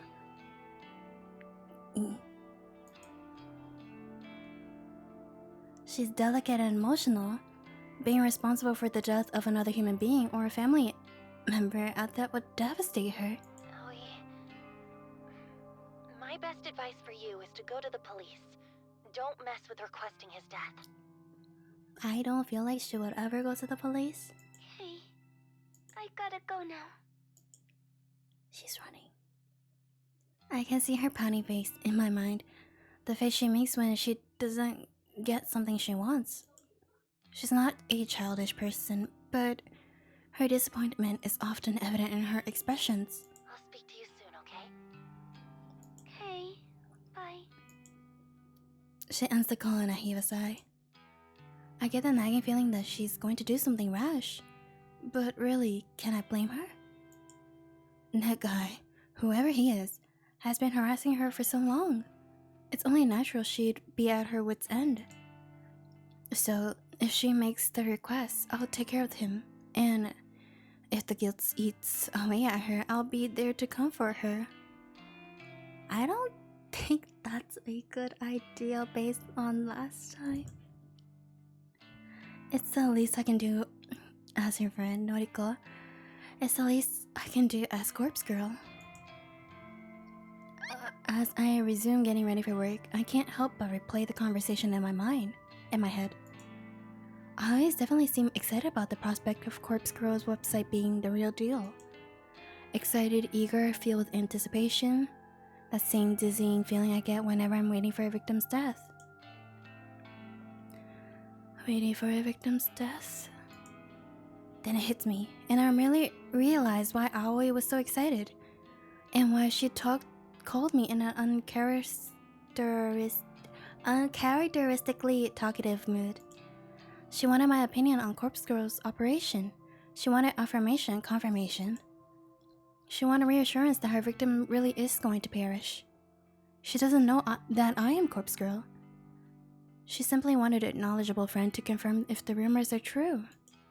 Because she already submitted her victim's photo to the website. And she can't wait to find out if he is going to die. Throwing my hand back to the floor, I grab my laptop from the bed. It's right where I left it before falling asleep last night. I boot it up and log on into Corpse Girl's website. The little blinking notification that I dream about seeing greets me. 3 new requests. 3 new requests? How? I can't believe what I'm seeing. I quickly queued up the photos to download.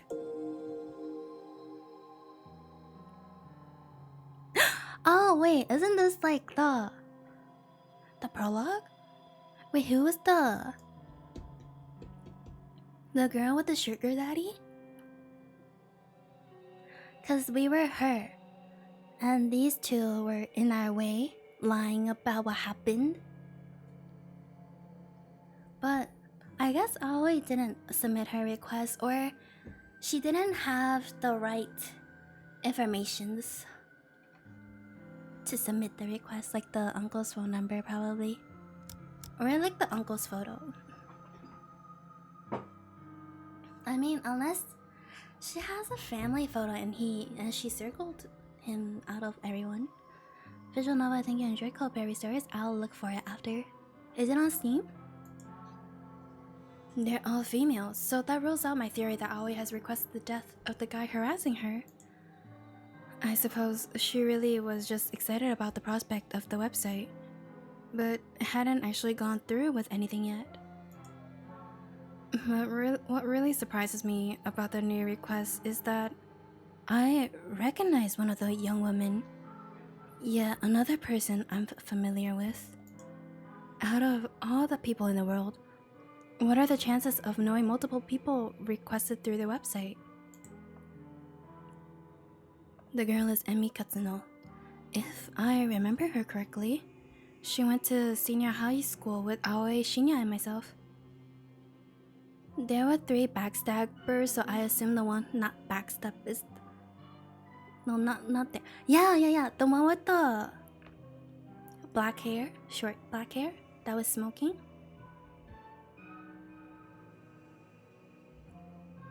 Wait, there's sugar daddies in this game? No. So in the prologue, when you just started the game, you were actually this girl. And you got fired because the girl that did have a sugar daddy that was working in the store with all 3 of them, because they were wearing the same uniform, had her clothes refunded, and she told her to refund the clothes because these 2 and the backstabber were like together in a small game or something, and so they were all going against her. And then Aoi, later on, when she got fired because she couldn't prove that she was the one who made the mistake and took the cash of the refunded clothes, she got fired. She walked out of the store, met Aoi, and Aoi told her about the Corpse Girl website, and she went on the website trying to submit the sugar daddy girl's picture onto it. But when she got home, she got a photo of her own corpse because the other girl submitted her photo beforehand. And now we are in present time, where we are the corpse girl and getting the notification that we are supposed to kill her and the other 2 sidekicks.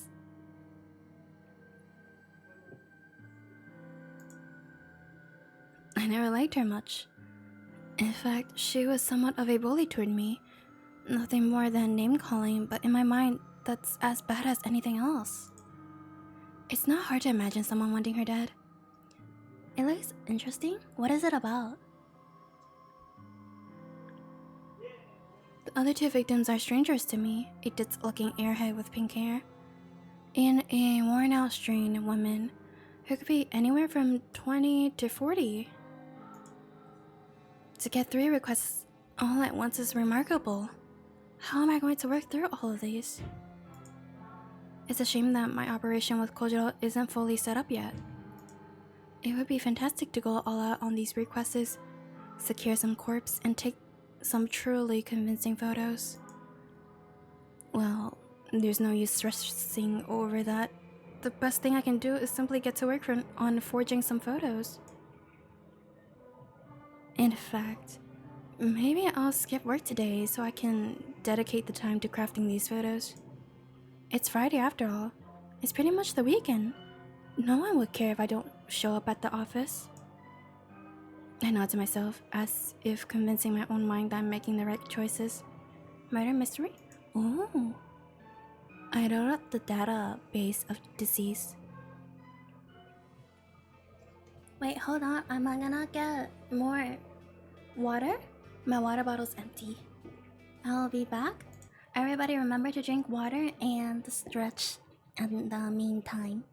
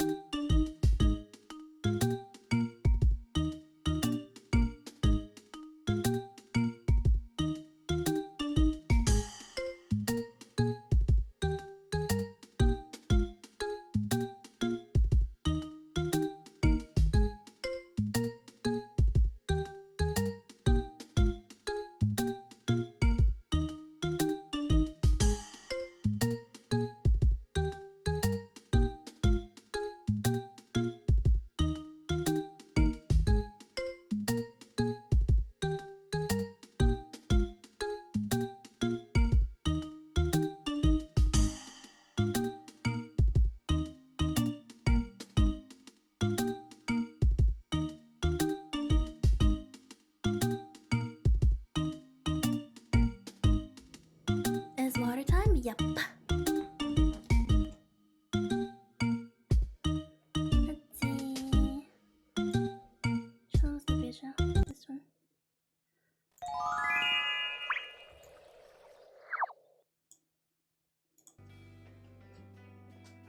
Got my chair. My living room is actually warm. Ow! My living room is actually warmer than my room. What the fuck? Okay. I step outside my apartment building, squinting in order to defend myself from the overwhelming rays of sunlight assaulting my eyes. As narrow as my vision is, I'm able to determine that Kojiro is nowhere to be seen. He's always late. Where is he? Once again, he's making me wait. I'm sorry, water is good and all, but ice cream was seducing me in the fridge. I mean, I don't blame you. I ate ice cream this morning too. But still, you have to drink some water on the side after.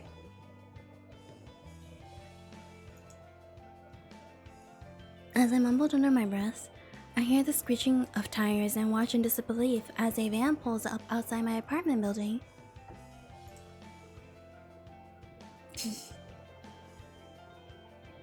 Now Kojiro kinda looks like a doctor.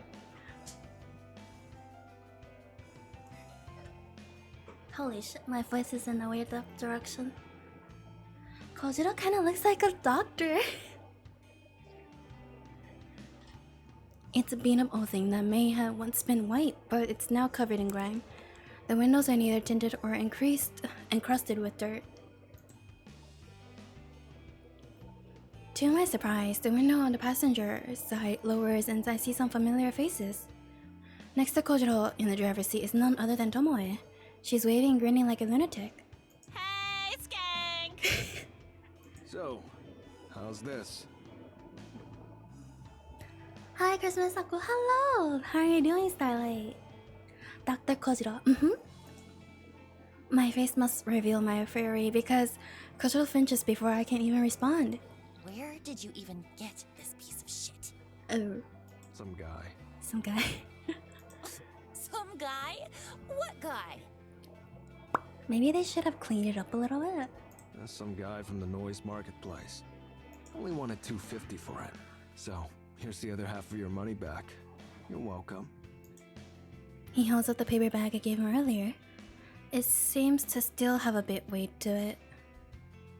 Sneaking and lurking streams between work breaks. Ah, good luck with work. And remember to drink water and stretch between those breaks too. What? When Kojiro shows up at my apartment earlier this morning, he told me he'd found a great deal on a van. I had a good feeling about it, and I handed him the money to go and secure the vehicle. However, he mentioned that he needed a driver to haul it back. He asked me to call Tomoe for assistance. Okay, maybe I love Norika. Thankfully, Tomoe agreed to help. Any opportunity to leave the office was good enough for her. So, the two of you just decided to skip work? Isn't Shinya gonna, like, be sus? I never expected her and Kojiro to come back driving a death trap on wheels. Unbelievable. We're not going to die in this thing, are we? I mean, you were, like, okay with just winging it before. Who knows? It has AC! Great. It's the Did you ask the guy if anyone has ever been murdered in it? I mean, What do you care? It's gonna see a lot of corpses before we're done with it. yeah. He's got a point, but I still don't have a good feeling about it. We're picking up corpses in this thing. Tomoe? It's important. And you owe me one, remember? Does it have wireless Bluetooth connection that we can blast YukaSaku music in? That shit's gross. I don't mind driving, but come on. You two better wear some mask. It's gonna smell a lot. Whatever. As long as I don't have to touch nothing. I'm doing the heavy lifting. Don't worry. Tomoe leans over to Kojiro and squeezes past him awkwardly to speak to me in a hushed voice. Who is this weirdo anyway? When you said you wanted me to go pick up a van, I thought you'd put me in decent company. Sorry. He's my, business partner. And as you can see, the business partner did not shave again. This is all for corpse girl shit, right? Well, whatever. I'm cool with it. Just hope this dude doesn't try to cut me or nothing. She pulls back and gives Kojiro some air. Anyway, get in. Huh? Why? Where is Noriko gonna sit? Going to the morgue. Hang on. I haven't planned anything yet. You want to do this now? If not now, when? Any other time, after I've had a chance to get organized. I don't think you guys even like organized the factory yet. The cracked floor in like the where to import the bodies. You have requests, right? Yeah, 3, actually. Right. So let's go get some bodies that match. Don't worry, Tomio. All he cares about nautical and curses. But you haven't even had time to put aside any ashes. You were gonna collect a little from each cremation and put them aside and... Already done. Holy shit. Seriously? Worked night shift last night. Got like 3 or 4 canisters saved up. You said you've got 3 requests? Well, how convenient. Why do I always feel Kojiro is so fucking sus? He can like mind read or something. Or like he can like get into the website and look at everything. But... How's everything so conveniently happening? This operation was your idea. You want to do it or not?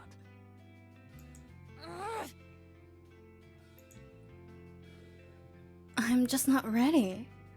Kojiro thinks he can just rock up to my place and take me to the morgue? Somewhere I've never been? I have no time to prepare myself. No time to even think about it. Visiting the factory yesterday left me feeling pretty exhausted. Having to tackle another new place today is just simply too much to ask.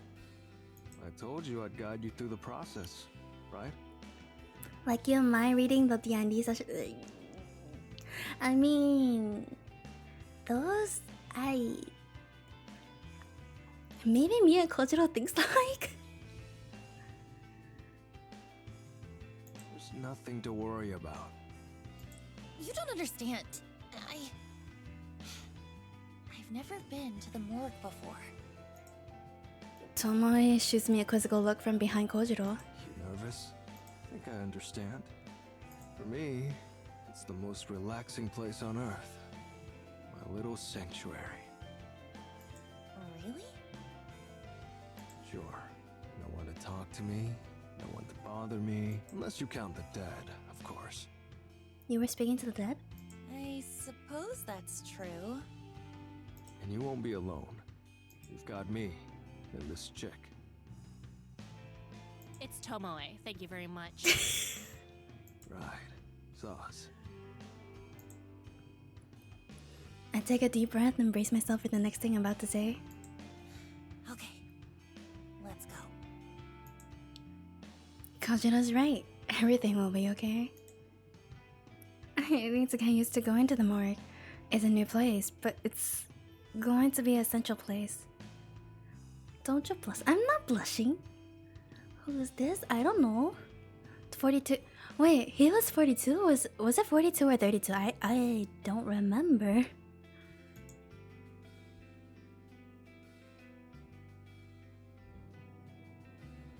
I tell myself that this is all for Corpse Girl.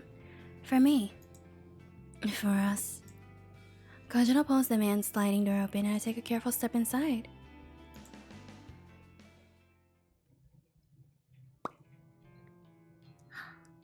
The morgue is a lot colder than what I imagined it would be. I berate myself for not bringing a sweater, but there's nothing I could do about it now. The place has an icy, otherworldly feel to it. It's depressing and clinical and devoid of hope. Full size, man. How many bodies do you think we can fit in the van?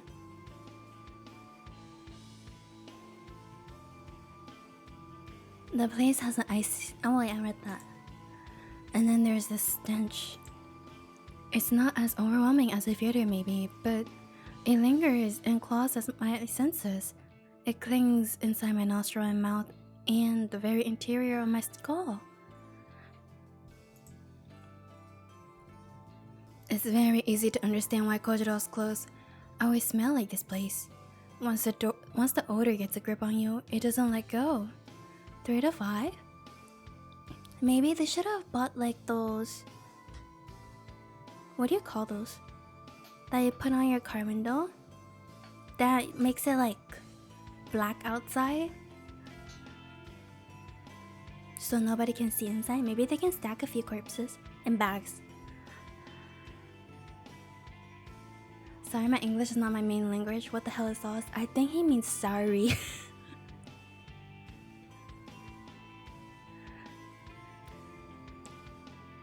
Honey, I'm home. A poor joke in poor taste. Even for Kojiro, I feel like I'm going to vomit. Even Tomo is looking a bit paler than normal. I'm surprised she accompanied us inside after she spent the whole drive over insisting that she would stay in the van. They store bodies in here? Of course. See all these lockers? They're cold chambers. Pretty much all of them are full. A body in each. Fucking disgusting. Noriko? Yeah? I keep things in order around here. Chambers on the left wall are cadavers due for cremation. Window tint? Ah! Yeah. Window tint. Like the black ones. So you can like not see inside. Because from what I can see, those windows are pretty clear. Like if you drive by and the traffic light turns red and you have to pause and people just like walking by and then nonchalantly like glancing over and then there's like five bodies laying atop each other or like corpse bags. It'll be so suspicious. I don't think they did. In like when Kojiro took Noriko to the cafe, they did.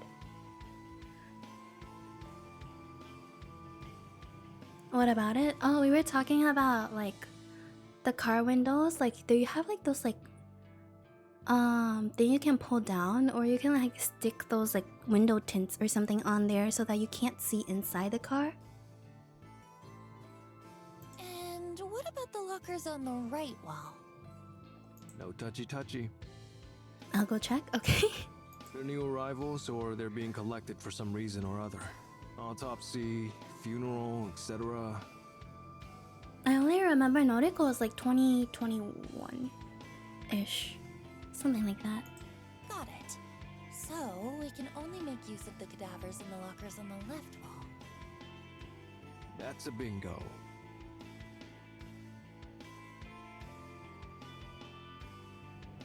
I listlessly wander around to the left wall.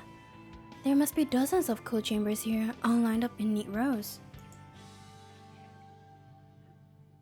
Yes, last time I watched, it was cafe scene. Both Kojiro and Noriko mentioned their ages.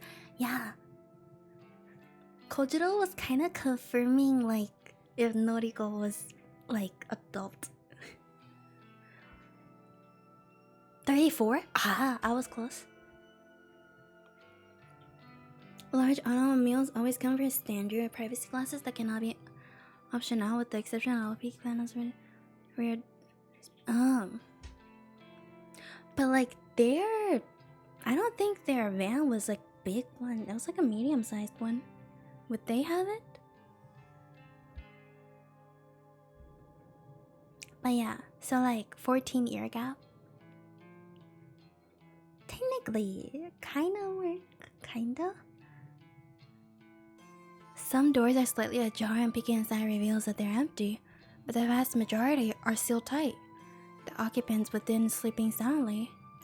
Hey, question. Shoot. How do I know who is in each locker? Like, if I wanted to get an old woman's corpse, do I just have to search blindly? Nah. Okay, then what do I do? Come here. I walk over to Kojiro and follow him to a large computer monitor mounted on the far wall. He taps on a little panel inset into the wall, and a shelf pops out revealing a keyboard and mouse. Familiar with databases? Somewhat. Perhaps all my data entry experience at Temujin will pay off here. It's pretty simple anyway. Live database contains the current inventory items. Ew. Ugh. You refer to these bodies as inventory items? Where did I put my... Ah, found it. What would you call them? Well, like, they used to be real people and shit, right? Why not show some respect? I don't understand. They're cadavers.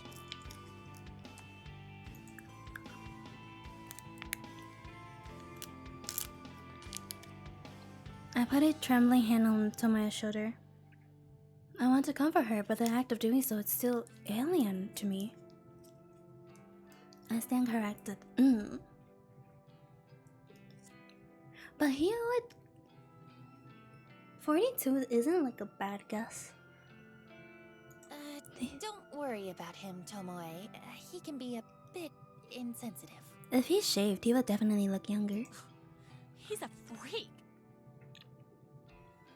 Wow. Ouch. Tomoe scoffs and makes a gesture with her middle finger. I'm a little surprised that she's so bothered by this. It's kind of funny that she holds respect for the dead, but not so much for the living. Okay, so I can search this database for bodies that match my needs. Yep. Just use the filters at the top. Not many categories, but it has the basics. Age range, gender, name. Not that that'll be useful to you. Actually, that's about it. It's enough. It'll save some time at the very least. Okay, so you want to hoist 3 bodies today, right? You said you have 3 requests? Yeah, but... Ah, so that's how Emmy got a body at her house. But how are they gonna retrieve it though? this place is kind of overwhelming. I'm hesitant to bite off more than we can chew. What's the game plan then? How about we just take 1 body today? We'll take it back to the factory, work on it, and see how we go. Works for me. Here, use the database. Kojiro steps away from the monitor and indicates that I should use it. I rest my sweaty hands on the keyboard and feel the cold metal button sting my skin. A metal keyboard? It's very fitting for this cold, lifeless place. I have 3 requests currently in works. I managed to get photos edited for all 3 of them, thanks to taking the day off from the office. There's Emi Katsuno, the bully I went to school with.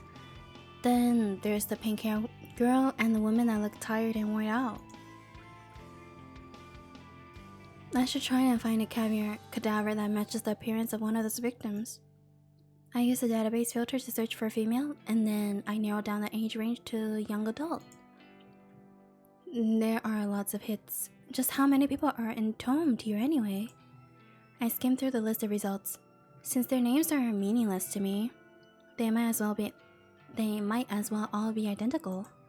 But the columns of data containing cold chamber identification code is interesting. I point one of the results out to Kojiro. Hey, how do I know what these numbers mean? This one here is 64AB.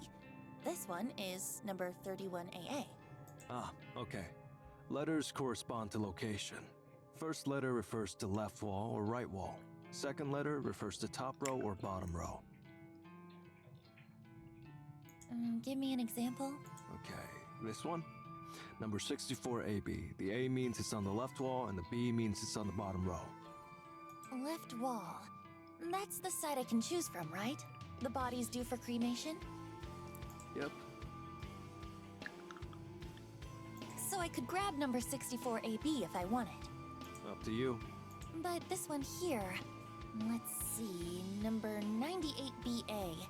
Could I grab that? Isn't that gonna be on the right wall, first row? No.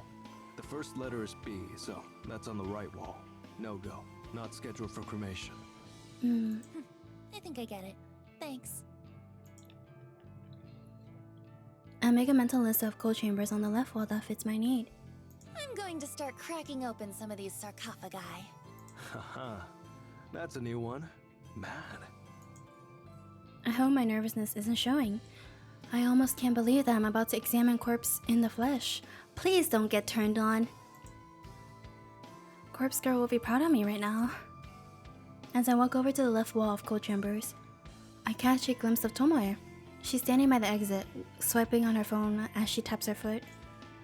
I reach the first locker I went to look at. Here we go. She's blushing. Oh no. There's a metal handle on the front of the chamber. It's paired with a release button, which I gather has to be pressed in at the same time as the handle is pulled forward. I grip the handle tightly, press the button, and pull with all my strength. It hits as goes through the morgue as frigid pressured air blows out of the chamber. The door now is wide open, revealing the darkness within the locker. I peer inside. I can make out the shape of a body bag lying on atop of the sliding tray inside the locker. I thought the body would slide out automatically. No? It just pulled the tray out, like you'd pull out an oven tray. I take a deep breath and grab the edge of the tray, then slide it out. Thankfully, the thick rulers along the bottom of the rail do most of the work, and once it has momentum, the tray slides all the way out of the chamber. My prize is revealed at last, a musty white body bag packed full with a decomposing corpse. Now what? Just unzip the HRP. What? Kojiro rolls his eyes. The body bag. Unzip it, but cover your nose. You should have brought face mask. I do as I'm told. My left hand pinches my nostril, and my right hand grips the tag attached to the bag zipper. Are they gonna show us the body? I tug the tag down, and drag it along the length of the bag, and the zip makes a familiar zzz sound. I smell the decomposing corpse and vomit on the ground and fall to my knees trying to catch my vomit and hold my nose closed at the same time. I knew it!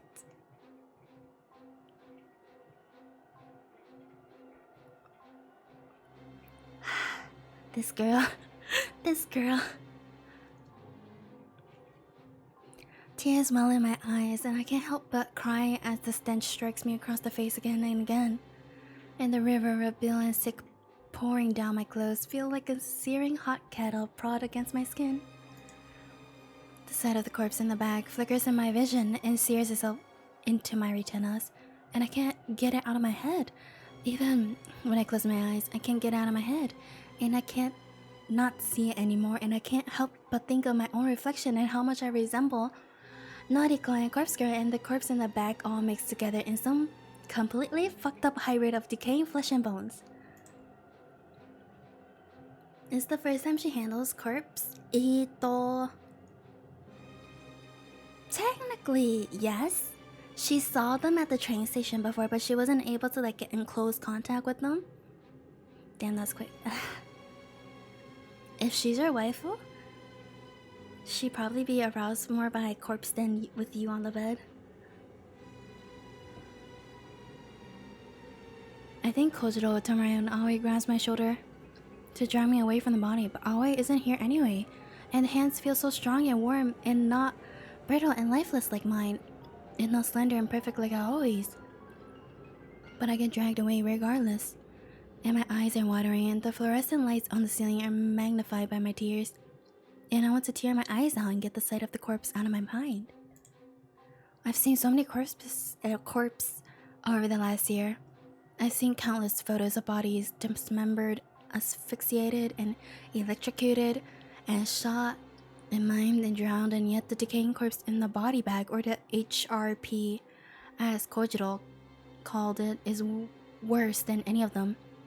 And it's worse than anything I can ever imagine. And it's worse than me and worse than Corpse Girl. And for a fleeting moment, I began to question what I spent the last year doing. Why am I even involving myself with the dead and buried? The frantic screams of a girl's resound in my ear and my eyes and my nostril. And I think she's calling my name. But it doesn't sound like my name. It sounds like Noriko or something along those lines. Maybe Yuriko? Maybe she's calling out for my sister?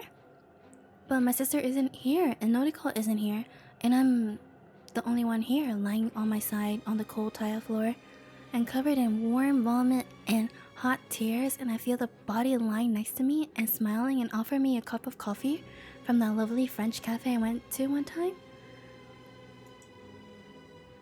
I picture that lifeless corpse in my mind, smiling and calling me names like bitch queen or goth bitch or bitch, basically just saying senseless names she can pair with the word bitch.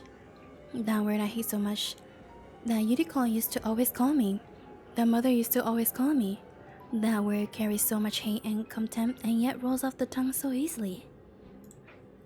The lifeless corpse keeps calling my name, keeps taunting me, keeps growing out her long blonde hair as she taunts me with her fake smile, fake eyelashes. She corners me in the classroom and pulls my hair and rips out fistfuls of it, and laughs and calls me bitchy, bitch, bitch, bitch, and screams and cackles. And I realize that she always bullied me like this, and I hate her for it, because I never did anything to her. I never did anything to Emi Katsuno, but she always bullied me.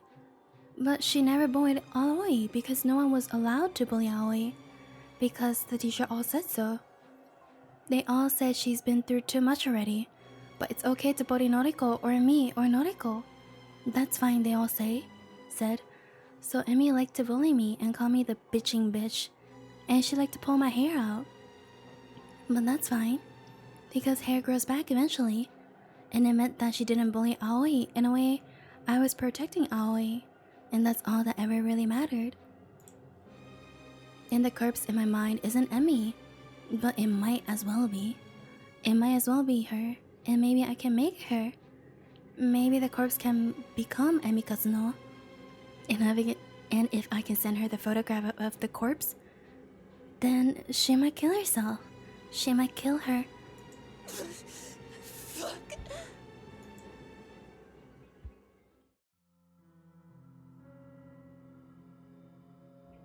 At least there isn't tongue twisters in that monologue this time.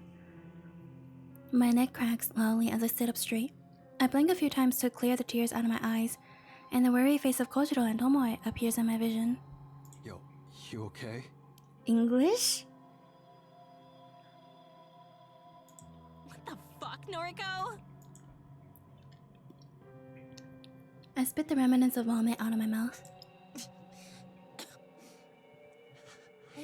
I'm fine.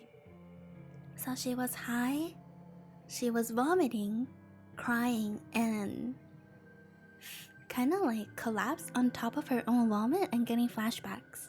You don't fucking look fine. You chucked up all over the place. She'll be right. Seen this kind of thing before. Those texts were hard to read, man. They are. She usually has so much like tongue twisters and repeating lines in those. What do you mean? Pretty normal to react like that to a decomposing cadaver. Surprised you're okay, Tomo? Tomo? It's Tomoe! Shit! Yeah, I'm fine.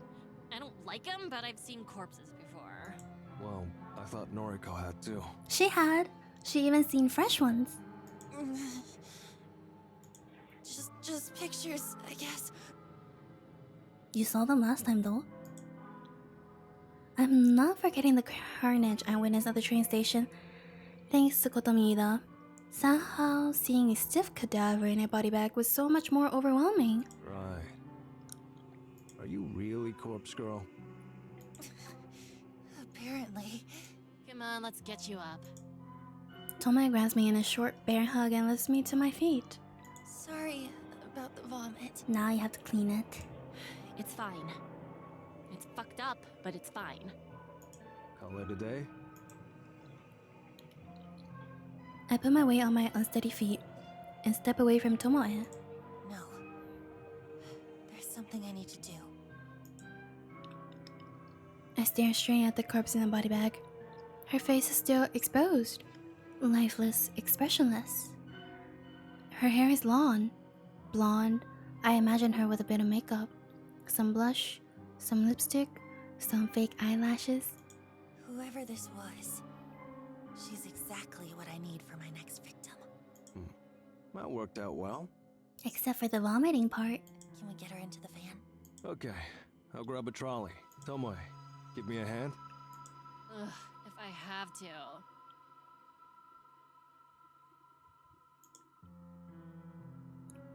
I nod and whisper a small thanks to both of them. Still a little groggy and unstable, I make my way to the morgue's door. I'll wait in the van for now. I need to take a moment to restore my energy. The real work will begin when we get to the factory.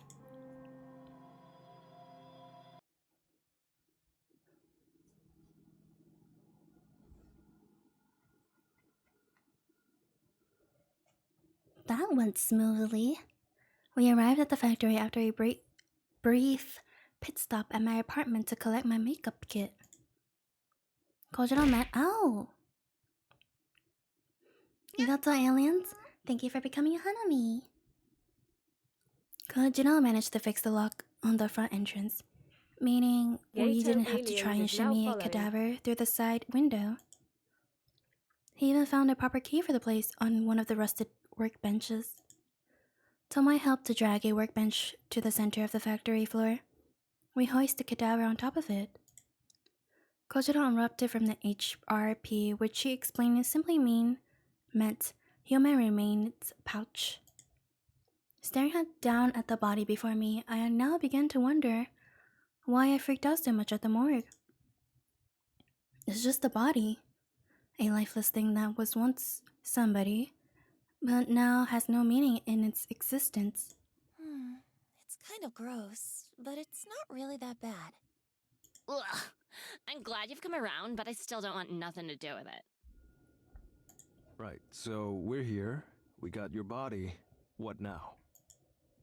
I fetched my makeup kit from the floor beside the workbench and placed it next to the corpse. We're going to make this body look as close as possible to this girl. I flashed my phone at Kojiro and Tomoe, showing off the photo of Emi Katsuno that was submitted to Corpse Girl's website. Right. But why? Because then we can photograph it and convince the victim, Emmy, that it's her own dead body. Why? I furrowed my brow. Kojiro coughed in an attempt to hide his laughter. That's how Corpse Girl does things. I don't know. Sounds like a shit plan. We went to all that effort to steal a dead body and you just want to take photos of it? Look, so far I've done everything with photo manipulation. And sometimes it's successful, like with Akane Tsurumaki. That bitch? It convinced her to kill herself. But I'll admit that it hasn't worked so well on Corpse Girl's other victims.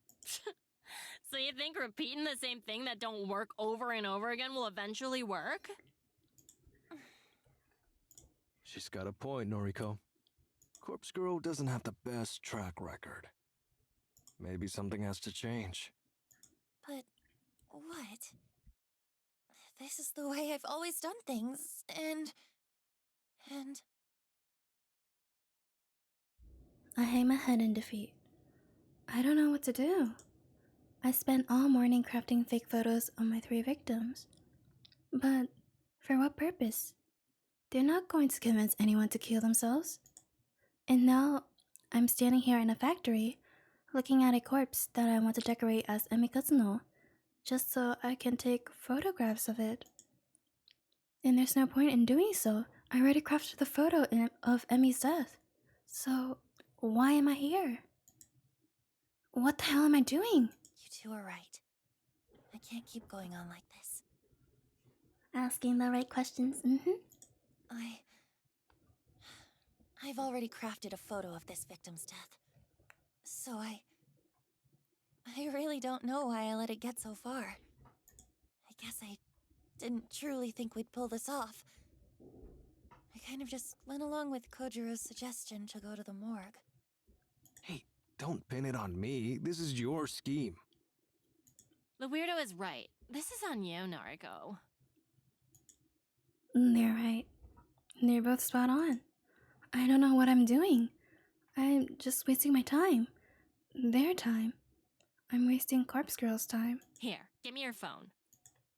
Without waiting for approval, Tomoe snatches my phone out of my hands. She swipes past the photo of Emmy, then swipes back to it. Yo, you said you already made the corpse photo. Where is it? I don't keep it on my phone. That would be stupid. The only copy is still on my laptop at home. But you've got a photo of this bitch on your phone. Well, yeah. I just pulled it from her noise profile earlier. It's exactly the same image that was uploaded to Corpse Girl's website, though. Right. Hold it.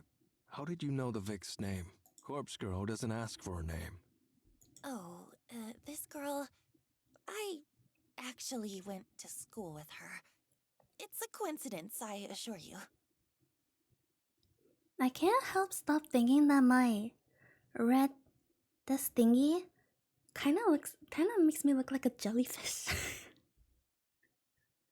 Uh-huh. Look, that doesn't matter, does it? Well, tell me what the corpse photo looks like. Well, it wasn't my most creative work. I had 3 requests to fulfill in a short amount of time, so I kinda made them all similar. I made it look like this girl, Emmy, fell from a tall building and splattered on the pavement.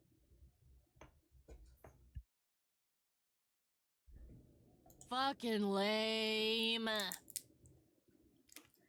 I'm not getting distracted. Yeah. Why did you want to know, anyway? Well, I've got an idea for you. I know, I'm just the driver and all, but you've dragged me in this far, so at least let me make a suggestion, Kay? Okay, go ahead. We've got this here body. You've got a corpse photo of the bitch all locked and loaded.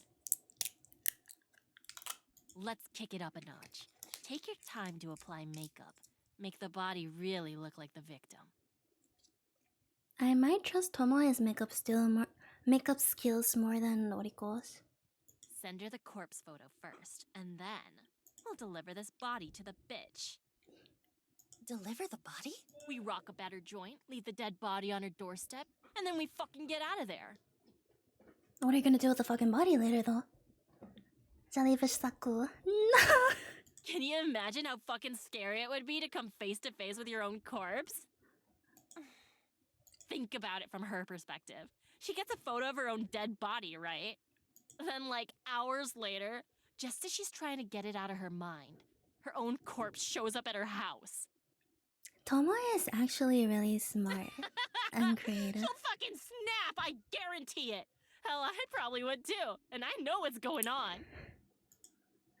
I can't believe it. Tomoe has completely lost the plot. Her plan is incredibly devious. It's almost evil, and I'm in love with the idea. I'm in love with the idea of delivering a person's own corpse to them before they kill themselves. Tomoe! You see, this is why I said you guys can be in a relationship together. Despite Despite my own nature, I find myself throwing myself at Tomoe and wrapping my arms around her. Yo, what the? I bury my head between her neck and shoulder, the warmth of her body radiating through my own cold and clammy form. I start to sob uncontrollably. Maybe I still have tears left over from my incident at the morgue. Or maybe I'm just truly happy at this moment. Tomoe! Thank you. Should I probably call police? I think it gets to the point where you're too confused and scared. I think it didn't get to her mind to call the police at that moment. Mama is a nickel. Who are you? Ow! I'm still your mama. Yeah, I mean, sure. You will become jellyfish now, baka. After the moment hug? Yeah. I don't think she cleaned herself. Your idea is brilliant. It's perfect. Oh, I can't think of a better way to bring Corpse Girl's plans to fruition. Damn. And you see her. This is like only one layer. So the tears is gonna kind of make it see through. I mean, I just said the first thing that came to mind, so... Ow. But hey, I'm real glad you like the idea. I'm happy to help. I wipe my eyes, but I don't let go of Tomoe. Hell. I wonder if you'd make a better Corpse Girl than me. Or just add an S. Corpse girls. Don't be stupid. I just had one good idea is all. But how are you guys gonna retrieve the body after? Jellyfish baka? Yes, ow. No, come on. It ain't like you to get all sappy. Pick yourself up, yeah? Right. In a moment. Hug is too comfortable.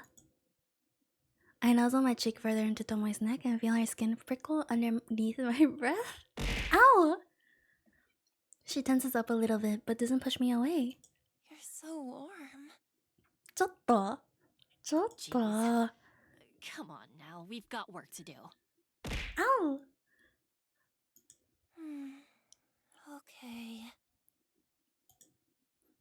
I reluctantly step back from Tomoe and wipe my eyes. Tomoe is a little red in the face. She bubbles the color of her shirt and fans her face. She's blushing. He never had a girl cling to me like that before. Better not tell Shinya in case he gets real jealous. Kojiro is silent. He seems to be simply observing the moment. He wants a hug too. Damn, this is fun. Ow! Pain. I take a second to compose myself. Tomoe is right. We do have work to do. I look to the corpse on top of the table, patiently waiting for us to conclude our discussion. I almost wish I was the patient as the dead. We starting? Yes. Let's do this. Mad. Few things to keep in mind. Putting makeup on a cadaver isn't as simple as you think. This one's already decomposing. Not all the makeup will take. Put a little extra on. Don't be stingy. I would never. She should have bought like extra makeup. Like, imagine applying makeup to a decomposing corpse and then reapplying it to yourself. The stench and bacteria. She should have bought another set. It doesn't help that the body is ice cold. Now, if we had a space heater, we could warm it up. That would help the makeup stick. But it'll speed up decomposition. We can't have it decomposing any faster. It's already out of cold storage, so I imagine we don't have long as it is. Right. We're going to want to deliver it to your Vic soon, like less than 24 hours soon. That's fine. Yo, what about timing the delivery? Corpse Girl's photos have a... what's it called? A timestamp? Yeah, I timestamped the photos with a supposed time of death. I usually set it to a little after the time the victim receives the photo. Sometimes a few hours, sometimes a whole day. What? Uh-huh. I get it. Well, like, for best effect, we're gonna want to deliver the corpse before the time marked on the photo, right? That way, the Vic gets the photo and the corpse before the set time. Creates a kind of ticking time bomb. Should convince him to off himself before time's up. That makes sense. I think that's the best way to do it. Yeah, so, what time did you write on this Emmy chick's corpse photo? I scratch my head and try to think about it. It's hard to recall since I created 3 different photos at the same time. I'm pretty confident I lined them all... Pain. I lined them all up one after another, an hour gap in between each one. 7:28 a.m. tomorrow. We gotta deliver the corpse before then, huh? Too early. Usually asleep. Well, you're gonna have to get your ass up early for Noriko. Why, Tentacle? For Corpse Girl. Kojiro groans, but he doesn't object further. So, I'll send the photo out when I get home tonight. Emmy will receive it before she goes to bed for the night. It should shake her a little. Then, in the morning, she'll wake up to her doorbell ringing and a corpse left on her doorstep. Your tentacle? No! I never have a tentacle. That should be enough to do the trick. Think you're both forgetting something. I'm sorry, I can't stop. I mean, I don't think... How much points do you have? Where are we delivering the corpse? Are you dense? We're delivering it to this Emmy bitch's home. We don't have their address. Sure, of course. But where does she live? Got her address? Oh. Ah, shit. A hole in the plan. A massive flaw that we completely overlooked. Our stunned silence is the only answer Kojiro needs. This whole thing is a bust. Kinda disappointed in you, Noriko. Thought Corpse Girl was some mastermind. Some genius worth worshipping. I don't have a response to that comment. A smile begins to rise in my throat as I... Ow! Hana's pit opens up in my stomach. Why though? Nah, eh? I don't know. Turns out everything so far has been sheer luck. I think you can see the amount of points you have right next to, like, under the chat box. There should be like a Hana shard thingy, and it should has a number right next to it. Well, I'm out. Use the factory if you want, but I'm not sticking around. Did he get tired of us already? Kojiro waves half-heartedly and walks away. I can't say anything to stop him. I need to head to the grocery store and then do my own Bye-bye. Have a nice day. My thoughts are frozen. Locked in place, chained down by humiliation and anxiety. Hold up just one fucking second. Of course. Tomoya never fails to grab somebody's attention. Kojiro turns back. We're just getting started here. Of course there's gonna be hiccups. We'll iron out all the details as we go. How about I do it in moderations? Don't just abandon Noriko like that. Cause it's This girl possible. has done more for me than you'll ever know. It's possible to hit me out of frame. That's so? Yeah, it is. So I'm gonna stand by her side. If you're a coward, feel free to bow out now. But if Noriko means anything to you, anything at all, then just swallow your fucking doubts and help her out. Tomoe? I never thought she'd be the one to make a rousing speech. Short and simple though it was. Right. Suppose we did make a deal after all? Though, nothing really stopping me from taking cadavers from the morgue whenever I want now. Still, I guess I'll help you out. I mean, one thing stopping you. You don't have to fucking drive. And you don't own the vehicle. I have 800. If I remember correctly, the throw is like 100 per throw, so you can throw it 8 times. She's not corpse girl, she is. It's just that I think she got overwhelmed and she was too used to doing the photo manipulation before. So she's not really thinking too much about it now. It's co-streaming on YouTube? No, not now. The VOD of this is gonna be on YouTube. The VOD will be on YouTube. So that we can view it later if needed. What is unsafe? Unsafe? I don't know how to explain it. But if this keeps going astray, I really will walk away. Fine, but follow through on this one victim at least. I managed to gather enough strength to make a simple plea. Please, I can't do this without you. Okay.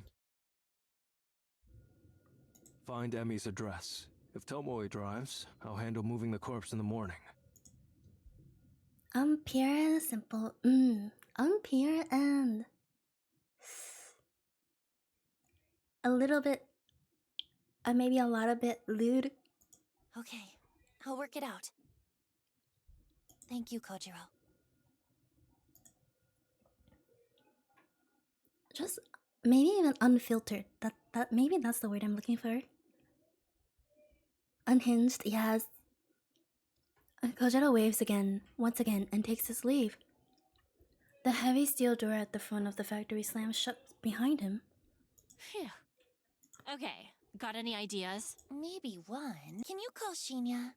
Ask him if he remembers Emi Katsuno from school, and see if he knows where she lives. Shinya? Oh yeah.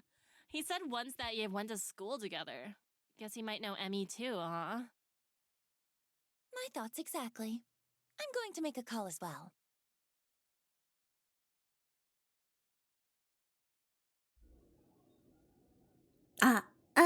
I mean, in general, that word's pure, lewd, and unhinged.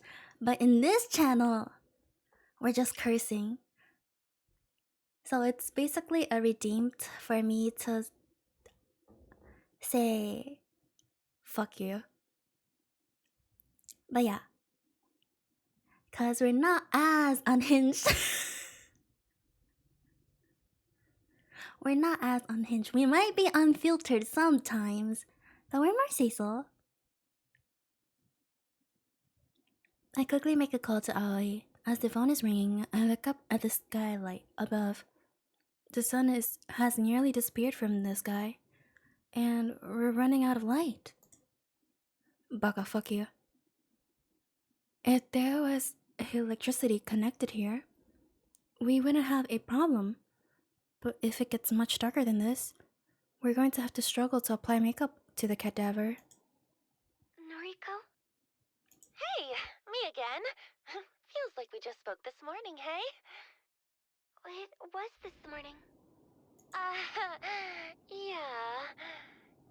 Cecil, I don't know about that. What do you mean? Listen, just a quick question. Do you remember Emi Katsuno from school? Katsuno? Okay, that's really freaky, Noriko. Huh? What is? I bumped into Katsuno just today at the mall. You're kidding. Baka, what came up? I mean, Baka's my son, and he redeemed it before. So, like, I can do it. But, like, Gato and Alien, I think it's, like, the first time they're redeeming it, so I'm like, I'm serious. She was pretty distressed, actually. She just got fired from her job. I see. Since we visit a lot. Yeah. Since we, like, play D&D and, like, do other stuff, like work VC and, like, just, like, hanging out in VC a lot, it's kind of normal. Actually, it's kind of funny. I spoke with you about Corpse Girl's website this morning, and... But if you guys want, you can also join the Discord. There is a YukaSaku Discord. Holy shit, did I even put it? Did I put the link in, like, pod? I don't think so. And there's a Miekura server. I haven't really been, in the Miekura VC a lot. I'm usually at my Vtuber server VC and the YukaSaku one for, like, drawing and work-related stuff. But for those of you who don't know, I also do covers with my mama. Oh, it is there! I also do covers with my model mama, my waifu, Yukai. She's a tiger shark. She now mainly about it too. streams on Bilibili, but she still does Twitch streams occasionally. Really? Do it. I think I said it already. Gato alien, fuck you. I hate you, fuck you, sorry, I love you. Oh my god. Seems like there's someone she wanted dead. Maybe... I'm not sure. Perhaps her boss that fired her? Room is mostly for VTubers. If you're a normal viewer, I suggest joining the YukaSaku Discord or the Miekura Discord. Interesting. Oh no, I used all my points. Yeah. Why are you asking about her anyway? Gonna have to come to stream more often then. It's an odd question, but do you happen to know where she lives? Oh, my you guys covers are so pock. Hehe. We have... today when I wake up in the morning, Mix got back. Our Christmas cover is almost ready. We're waiting on the MV. We also have 2 other covers also waiting on MV. Everything is just waiting on MV time now. Because of editing. Yes. Wait, seriously? Want me to send you her address? Are you going to visit her? Oh, I feel like Aoi can guess that we're Corpse Girl after it happens. Howie! If you could send her address, then I'll really owe you one. I heard there was a delay from you guys. There are delays. Even like the cover I was expecting, solo cover For mine, there's a delay because something is happening on the editor side. I recorded my solo in September and then gave it to editor in like the beginning of October, and they're still not done with the MV till now because something happened on their side. And for Lion MV, it's supposed to be a partnership, and one of the partner is procrastinating. Sure, I'll text it through. I didn't think you'd actually know it, but I wanted to ask anyway. Our Christmas cover, Mixer got sick too. COVID. So it delayed her for like a day, which we don't mind. But ME editor has been delayed for like 2 weeks, maybe? No problem. I followed her home today from the mall, so I guess it worked out well for you. Because there's just like many minor mistakes.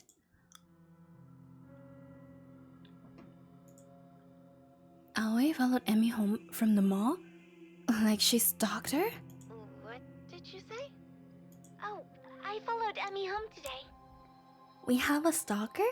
I got in the train carriage behind hers. Well, don't worry. She didn't see me. We're not worried about that. Aoi, what are you talking about? Well, I wanted to find out if she was going to use Corpse Girl's website, since I recommended it to her and all. I don't know what to say. Hey, I'm still at work, okay? I shouldn't really be talking on the phone. We'll chat later. Bye-bye. Aoi, wait, don't... The phone call ends quack? What? Abruptly. I'm baffled by the fact that Aoi followed Emmy home. I can't quite figure out what must have been going through her head at the time. But right now, I don't have the time to worry about it. I need to finish up here at the factory. I noticed that I have an unread message on my phone. I open it to find Aoi has sent me Emmy's full address. Well, at least I got the address. You got it? Nice. Shinya barely remembered the chick apparently, so it wasn't really helpful, sorry. No trouble. We got what we needed. It's getting dark. Help me put some makeup on the corpse. Okay, show me that photo of Emmy again. We better do this properly. Right. Here. I bring out the photo and we examined it closely before setting to work.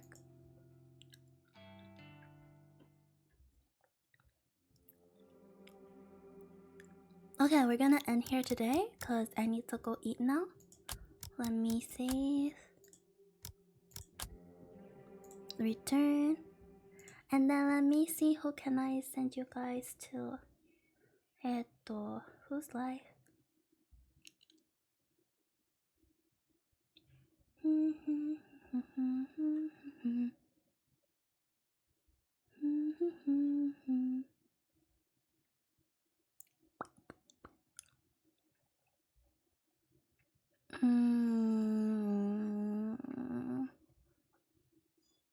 What is she doing right now? Oh, fuck, add. Okay, we can try rating TV? Or... Huh. Ah, thank you for the Prime sub. Who else? Gato Aliens just subscribed. Oh, let's go to... The art is so good. Okay, we're going to her instead. We're going to her instead. We're gonna go to General. General Richie. Oh yeah, we're gonna go to General Richie. And then we will one day come back for the VN and the Padoru drawing if I'm still not done with them. I'm gonna be doing some of them offline. And I might post it on Twitter, maybe, depending how many I finish. Oops. I only finished 2 so far. I'm making probably like 3 more. Depending on what I know about people who don't have one yet. But we're gonna go to General right now. They are doing art. Everybody remember to say hi. I'll be leaving for dinner, so say hi for me too. Okay, bye bye. Thank you guys for coming.